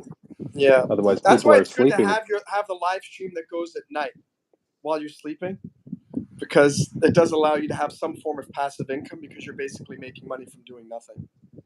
Right. While that thing is running. So we're going to do two things. We're going to do three things. We're going to catch up. I'm going to catch up on all these comments really quickly. Number two, we're going to put you guys in the freezer so I can use the restroom. 3, V is going to have his chance to be a solo YouTube live streamer. Free reign, yes. For about 2 minutes. Make me moderator first. To see how he does.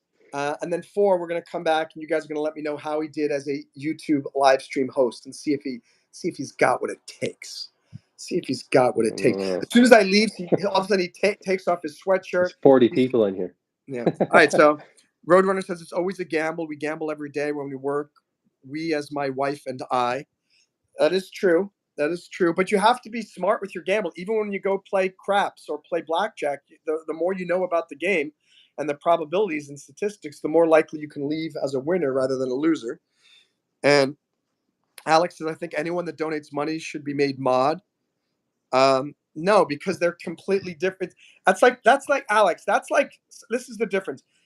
That's like saying for Hershey, anyone who buys a Hershey bar should be made an employee. Should be given a job at Hershey because they bought a Hershey bar. They're two different things.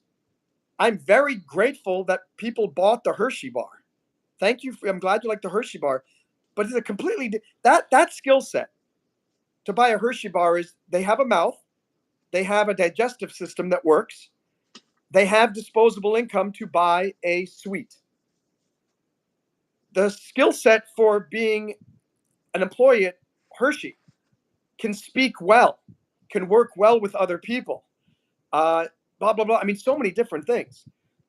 There are some people who have super chatted who I will potentially make as mods, but not just, some of them don't want to be mods. You think of it as an honor, but some people find it a burden. Like, I don't want to be on there and have to watch all these chat messages and blah, blah, blah. Some people find that interesting. So it's an interesting observation, Alex, as a proposal, but denied. And Alex says the least they could get from you is a simple mod. I'm not going to give him a simple mod. I'm going to give him a simple nod. What's up? Thanks for the super chat. Thanks for the super chat. And honestly, some people would not super chat if they knew that as soon as they did, I made them moderator. They would be like, "Don't super chat that guy Monroe. He makes you work for him. Not only do you actually have, it's a paid internship, but you have to pay the company." The pirate teacher man how to definitely make work, and you'd have to rewatch the stream so you could actually pay attention. Exactly. American Roadrunner says I spent 8 and 10 hours editing a video. The video only gets 50 or 60 views. Roadrunner, this is why I've switched over to doing live streams, because I'm so fed up with spending massive amounts of time on videos that nobody watches. What is the point of it? And I'm getting more views on this live stream than, let's say V and I recorded this. Let's say he came to my apartment here and we set up 2 cameras and it looks exactly the same. We're doing it here and we record a 2.5 hour interview with Monroe and V talking. It will get 10 views. And it will look super bad. It'll be like, why is nobody watching this? So I do lives. I still do a few long videos. Why not? I'll do it here and there, but I am not putting much effort into it. The pirate, the fire is going to turf off when he, a bunch sometimes. I miss the notifications. Yeah, I understand, V. All right. Alex says, I don't like the videos, nor am I subscribed because I don't do anything for free either. You're right. You're helping by watching the ads eventually. You are financially helping this channel, Alex, because also you're creating the appearance that there are more people here watching. So when someone else joins the live stream, they're like, ooh, 7 people are here. Nothing is for free in this world, Alex, even you watching. You think that you are paying money in time and by helping make this channel make money, whether you like it or not. Let's see. I love conversations like this. It's just real feel. That's a great idea. Yes, sir. How many messages are there? We could do Monroe's on the street lives where you go walking and do a live show of the area. That's a good idea. Brought me close to being his boss. I've been getting a lot more ads during your live streams, Jamie. That's good. Please don't mod me. But Jamie, you've been a member for more than 2 months. Don't you know that once you hit 3 months, you become a moderator? When you're a member for 6 months, you have to train the new moderators. And once you're a member for a year, when you have a 12 next to your name, Jamie, you have to take the new moderators out for coffee once a month. Of course, it's your own expense, and you have to go to their city because it's a very one-on-one training system. I can't do this. If I came up out of my mod, like I have the power exactly where at the bottom, straight to my head. Now that I don't have kids to boss around. Guide lovingly typo. Sure, Jamie. Okay, good. We are going to put you guys in the freezer. Yay! This is All like right. one of my favorite places. So I'm going to put you next to the mint cookies and in front of the garlic naan. And all right, guys, put V through the worst. See if you got what it takes to be a true live stream host. Make me regret my entire life. Boom, boom, boom. Here we go. 3, 2, 1, showtime. Ah, so nice in here. I'm used to this nice cold temperature. Does anybody have any questions for me? I'll answer them. Hi, JV. I could actually say hi. Way easier. I hate typing. It's okay, but I'd rather just talk. But I'll answer any questions you guys have. If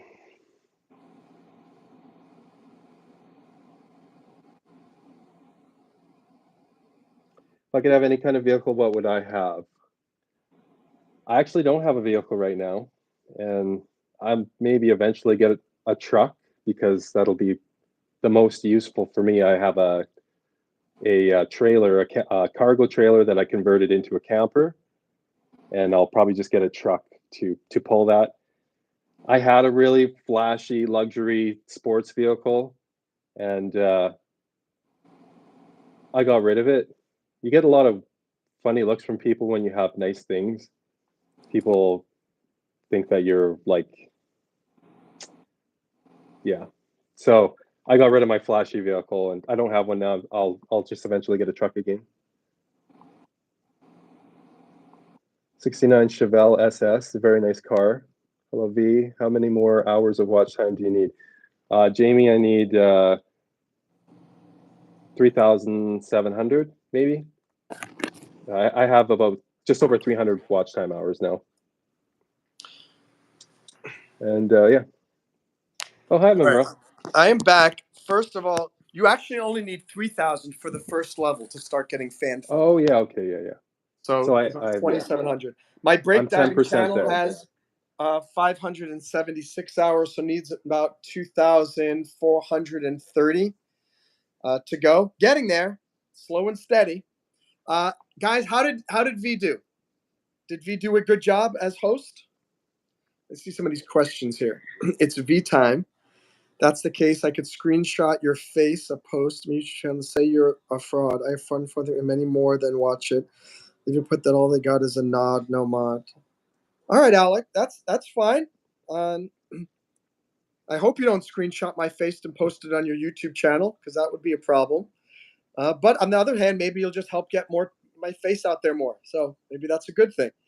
And I also say this: everyone's different. Alex, if you don't think that I do it the right way, well, that's why you have your own YouTube channel, and you can certainly, if when your channel gets monetized, you can super chat. You can give mod to the people who super chat. My feeling is you're going to upset a lot of people, and they're not going to want the moderator. They're going to say, "Can you please remove the moderation from me?" But that's just my experience. If you could have any kind of vehicle, what would you have? A 69 Chevelle. Hello, V. How many more hours of watch time do you need? That comment wasn't for you. It was for what's his face. So yeah. He was the Apparently. host. You know, I said ask me questions, so I'm just going to answer whatever's on the screen. I'm a bad host, bad V. Yeah, did I wash my hands? I did wash my hands. Oh, and they smell like cinnamon because I have cinnamon soap for autumn. It's very nice. The best vehicle I've ever owned was a purple 99 Bonneville. It was a trash can, but it was my friend. My first car was a 1979 Chevy Suburban. That was a beast of a vehicle.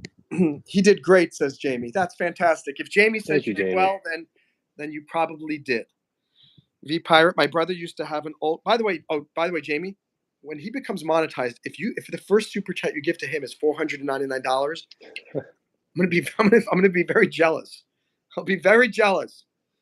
V Pirate, my brother used to have an old green muscle car we called the Green Bomb because everything tapped and ticked on it. I think everybody should have a car like that at some point in their life. A big jalopy, a big clunker that just barely keeps it going. My very first car was a white Pontiac Sunfire. Mm. Oh, So, a coupe. not the flashiest car in the world. A coupe. Very nice. Or a coupe. All I right. mean, like two-door or whatever. Let's But see what trolling Alex is doing again. Let's see what Alex has to say. Not you. If I give the people what they want, if you don't listen to your viewers, you won't have any. But hey, your choice.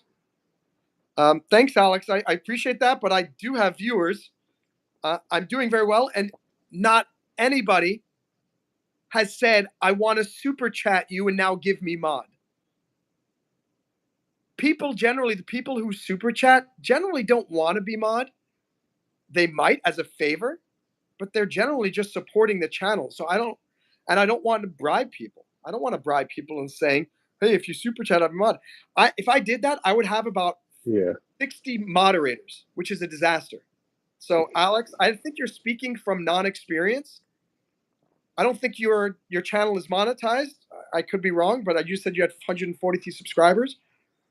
Trust me, you're not going to want to mod every single person who joins. V Pirate, my very first car was a red Honda Civic. Very nice.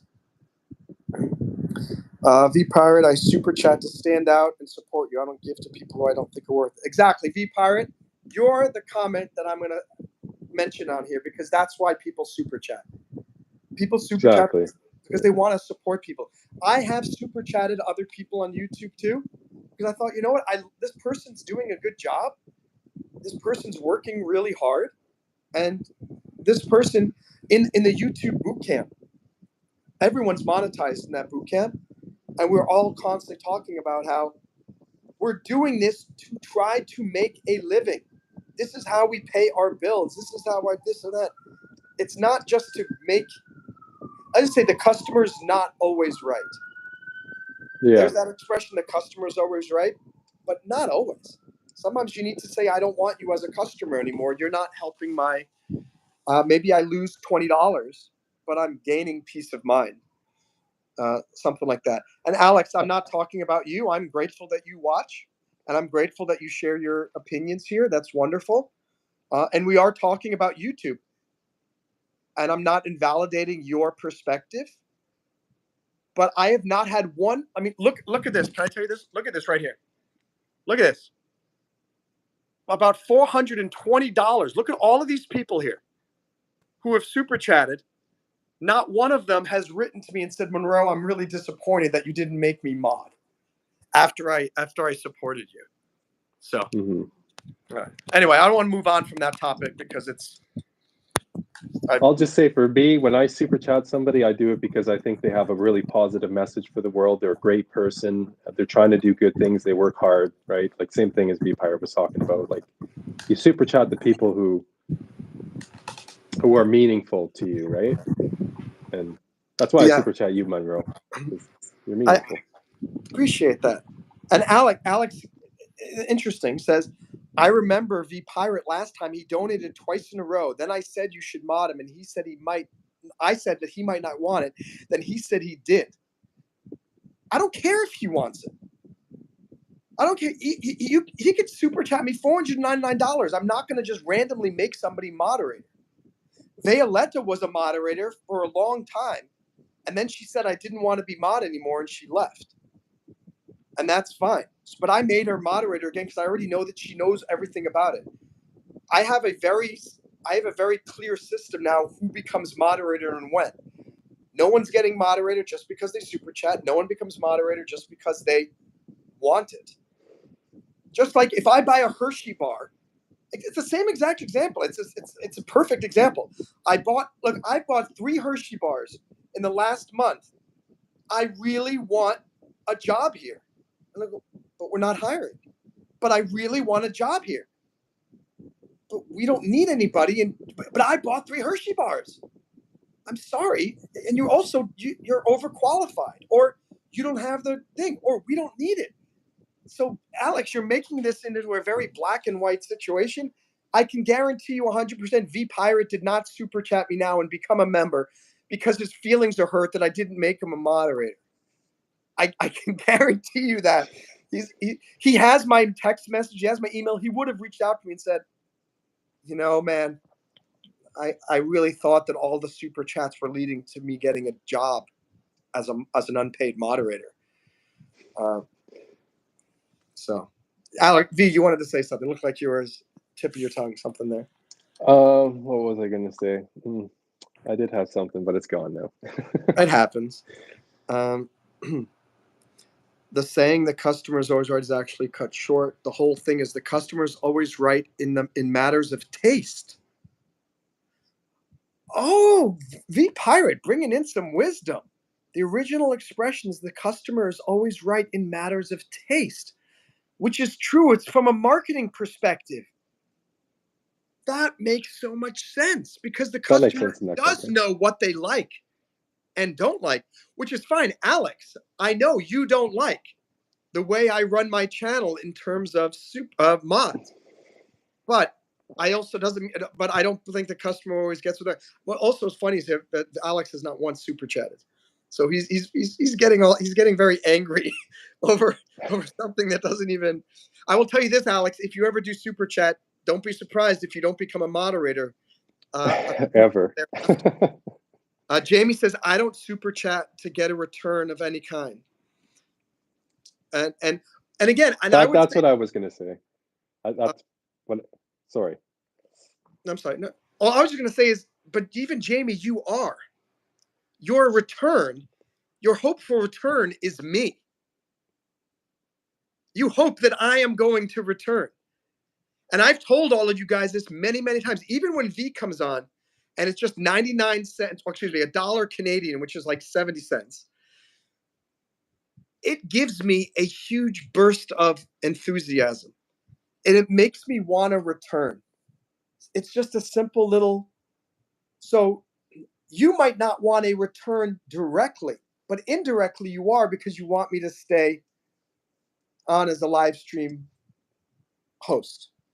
I would imagine that's why you're doing it.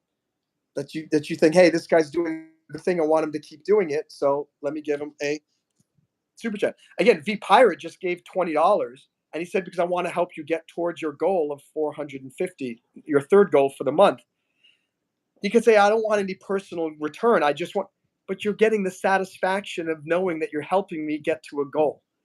I always say that there's no such thing as altruism, because even Mother Teresa, who purportedly works for free, helping people, it made her feel good. So that was the return on investment she got from sacrificing wealth for, helping orphans and things like that.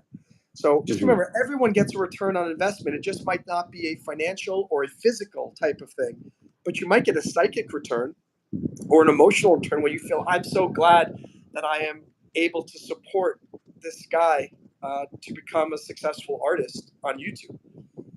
And that's the same reason I've told V, I will be one of the first people to send him a super chat when his channel gets monetized. Why? Because it's going to make me feel good to say I helped build that. I helped create this artist who's now making money, and now he's able to get super chats because I've helped inspire him. That's going to make me feel great. I'm not hoping to get anything from him, except that I feel good that I get to support a new monetized YouTuber. And I have never, he's going to be the first person, I think, monetized, who got monetized through my help and mentorship to some degree. And that's going to feel great to say, wow, this guy supported me and super chatted me. And now he's monetized and I get to support him. That's going to be a cool feeling, a way to just say, basically saying thank you for what the support that he gave to me. I'm hoping also by that time I'm making $10,000 a month, so I can give $50 super chats as you did. But maybe I can do $50 Canadian. It's good to give selflessly, right? Not expecting anything in return, just out of like the love and joy in your heart, just to give. Yeah, and I think that's and show appreciation too, like you're talking about. Like I've super chatted you, and if I received one from you, I'd be extremely grateful. And I but this guy Alex, you remember what he said? He's really good at being a troll. After this, I'll probably just watch your buddy. He did way better than you. Sorry, bro. Tell your friend to say his channel so that I can move on. I will not wish you on him.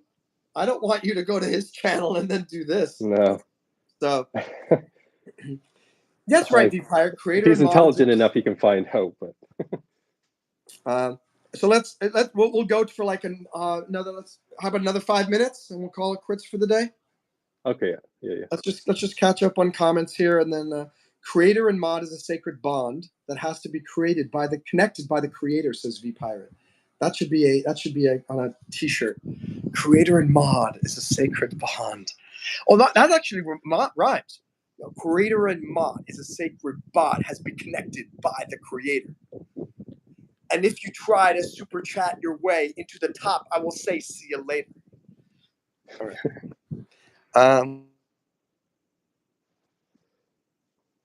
Right, everyone is entitled to their opinion. I'll clarify, I don't expect any kind of special treatment. Alex, I would never super chat you, but when I will do a super chat your friend. Okay. All right, Alex. A feeling is way better emotionally than money or a gift. I will tell you this, American Order, it's true. It's so weird. Like, 100%. I feel, as I told you, I feel like I have a high when I'm on these YouTube lives. I think because it's public speaking. Whenever I'm in front of an audience performing, I feel like a rock star. Whenever I'm playing my music, I get, and the world disappears. I don't know if you've heard of the flow state. I've talked about that a lot. It's a psychological frame of mind. Yeah. I go into flow when I'm on here. It's hard to believe it's been 2.5 hours. We've almost done a Joe Rogan podcast. 2.5 hours. V and I have been Time on flies this when you're doing these kind of things, eh? and it totally flies. Yeah, and I just feel fantastic. And this is why I want to do this for a living. I'm so happy doing this. And so anytime you guys super chat this, that, it's encouraging me to continue doing something that brings me such joy and that I know brings joy to other people as well. And how cool that I can get paid to do that. And V, you're experiencing that as well. It's a nice feeling doing this.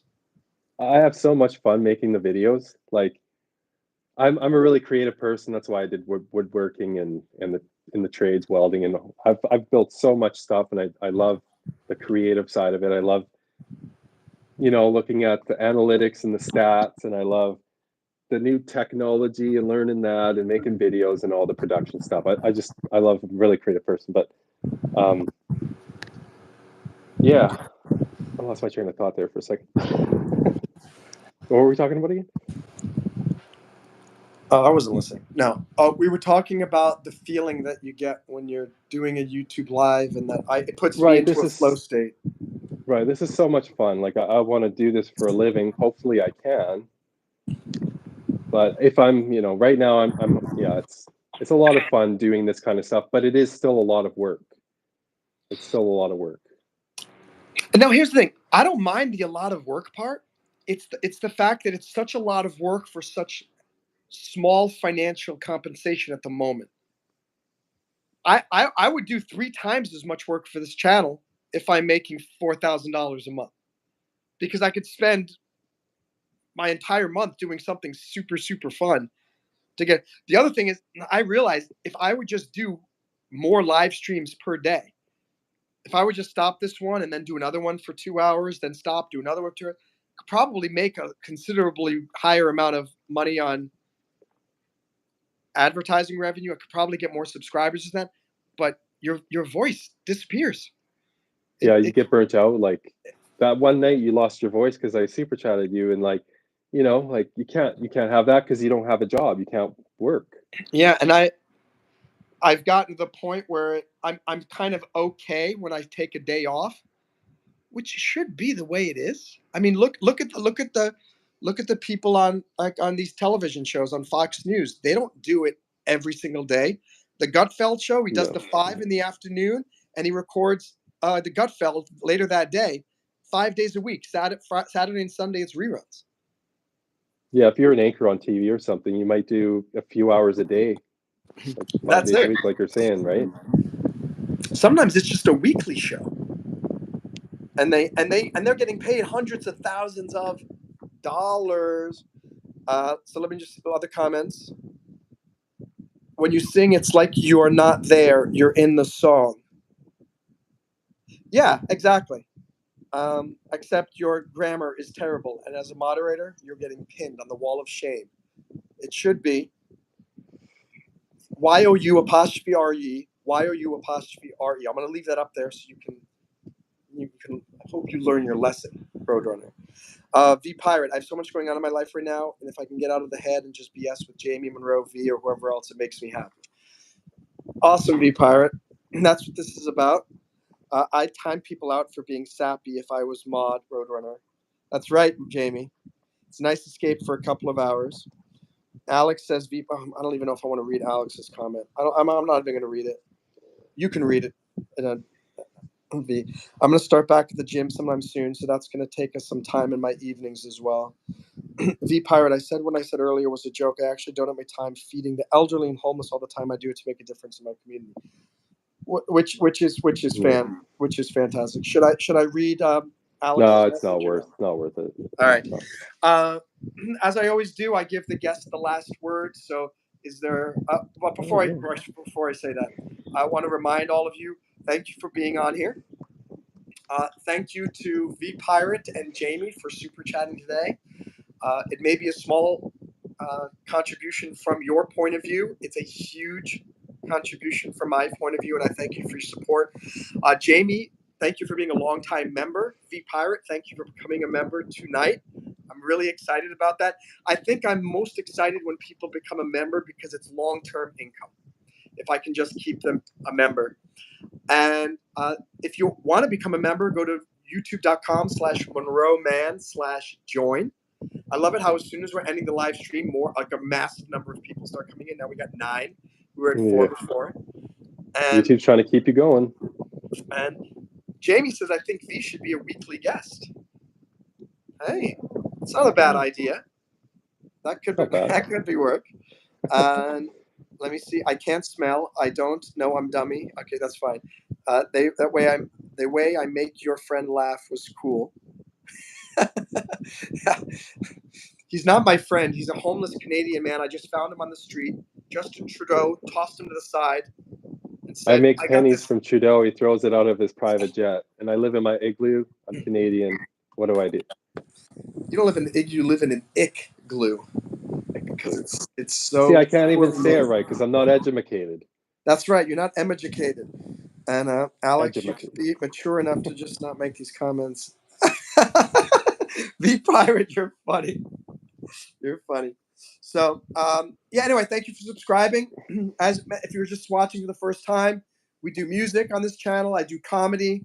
I do improv. We talk about politics, psychology, law, motivation, inspiration, and special guests such as this guy right over here, V. And V, what are your final words before we sign off? Give something to inspire the masses. Inspire the masses. Oh, you're putting a whole bunch of pressure on me. I just wanted to say thank you so much for having me on again for the second time in a row. Like I said, I told you before, a lot of YouTubers would be afraid to let somebody else, a new channel or somebody else on, right?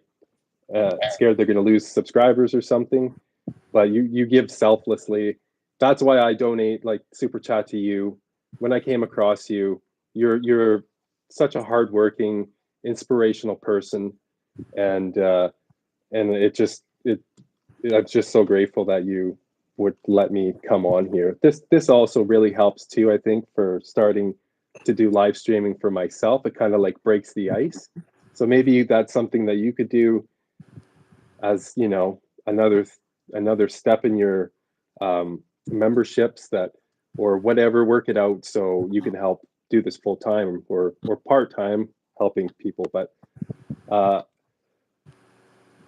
thank you so much, Monroe. And it's nice to be able to respond to Jamie and everybody by talking and not having to type. That's the really great part. And it's a different... it's awesome. But my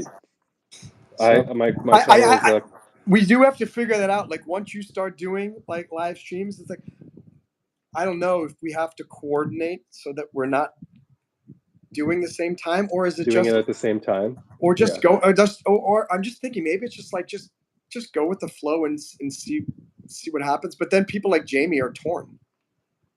Whose live stream do I go to? So I'm definitely conscious of you.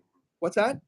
I'm definitely conscious of when you're on. I won't do my Zen stream or whatever because I want to help you. But I appreciate that at the same time. But at the same time, at some point, it's like I don't want to also hold other people back. Yeah. So I don't know. Let's just play it by ear and this and that. But I'm not really concerned about it. And me neither. Maybe how it would work is that Jamie watches one and then later she watches another on replay or something like that. Or maybe Jamie abandons me forever. She won't abandon you. I am conscious of it, but yeah, like it's kind of who cares. My biggest look. I'm My not your biggest thing enemy. is, That's all, my right? biggest thing is I don't really care, and I think it's going to work. Like I said, I feel like being generous is going to serve me better than being protective, and and I feel in some way, shape, or form it's going to come back around and help me. And I'll certainly have you on my channel. And besides, you've got like 2,600 hours to go. So. Yeah. No, I'm just kidding. Yeah, and I look forward to being on your fun. channel too. That's the other thing too. It's like I kind of feel like we could cross pollinate and help each other more than hurt one another. So, I guess everything's beneficial. Just the intention and how you look at it. Right. I remember I said like I'm going to give you the final word and stuff, but now there are so many comments. I just need to. I got to go through them again. Yeah, for sure. Alex says that literally made my day. Was V Pirate yelling at Alex. V Pirate, I quit drinking 20 years ago. How about you? I quit drinking early October. I'm glad all of you guys quit drinking. Congratulations. They've also proven that it does cause cancer. There used to be that it helps your heart. They say that, but the benefit to the heart is offset by the more delirious effect that it has on your life expectancy and cancer. So don't drink alcohol. Jamie says I'm a peach. Awesome as usual. Thank you guys. Thanks, Jamie. You're a watermelon. She said I'm a peach, I think. No. Oh, V, you're a peach. Yeah. She's being very kind. Oh, Monroe, awesome as usual. Oh, okay. Well, I'm still a peach as well. Yeah, you are. Thank you. I'm a lychee, to be honest with you. I wasn't trying to steal your peach away. No, it's okay. You are. You're very peachy, V. You deserve that. Just a personal choice. Never was an alcoholic or anything. Keep it up, V Pirate. It gets easier. Alcohol is kind of gross. Yeah, I agree. 2 devices. I have the Zen. Oh, Jamie says I have 2 devices, so she can watch my stream and V's stream at the same time. See, we were just saying we don't have to worry about it, right? Yeah. Jamie, I have the Zen stream on my iPad because there's not much chatting, and the live streams on my phone. Easier to chat. Awesome. V Prize is awesome. Stopped drinking a few years ago. Maybe have Adam. You've been lurking. I stopped drinking a few years ago. Maybe I have drinks 4 times a year. I applaud anyone who stops drinking. I don't think it's not necessary. It's just a way to escape reality. The better thing is to solve your problems and maybe start YouTube live streaming. That's my addiction. 100%. Yeah. And Adam says it was kind of hard when depression shows up, but it's worth it. It's the same thing. Yeah, I have my emotional moments and stuff, but I will never resort to drugs or alcohol. I power through it and keep moving and find things that brighten my mood. And all right, let's conclude with one final spam comment from Alex. We're going to read it out loud. Okay. If V Pirate had a nod for every $1 sent to Monroe, he would have Monroe live streaming for an hour nodding to a song V Pirate hates. Aw, that's poetry. Really poetry. Adam said, I left your live, had a few things to do, came back, and you're still here. What's up, Vegeta? Why are all these people arriving? Like, seriously. It's just the right time of the day, right? Absolutely crazy. Great to see all of you guys. Vegeta, Adam, thanks for coming back. I need to jump off because it's been a long live stream. Voice is getting a little funky, and I need to go eat some dinner, check on my mom, and all that stuff. I might do a break diving live stream later if any of you guys want to stop by and help us get a little bit of watch time for my not-for-profit. We do a study hall where I basically just work and go through emails and do the things I need to do for clients and whatnot. And you guys can do your work as well. And the bonus is that break diving gets a little bit of watch time. Certainly also check out Cleartrek as well. He has that Zen live stream. And he's trying to get monetized that channel as well. And so appreciate you supporting him. And let's all start nodding. I would walk 1,000. And I would walk 1,000. No, it's 500. And I would walk 500 miles. And I would walk 500 just more. To walk 1,000 miles to finally end up at your door. Alex is annoying. Alex is annoying. The pirate will not Great to see be you, a Jamie. moderator simply because he likes to Good to see super you, V chat. Pirate. And who's Bye, American Roadrunner. See you guys. Yeah, bye Roadrunner, bye Jamie, bye P Pirate, bye Alex, bye Vegeta. Great to see all you guys, and we'll see you guys next time. You guys have been an awesome audience. Thank you to our special guest V, who has been a wonderful live stream guest. And Jamie, I kind of agree. I think V could probably do a good job coming on with more appearances.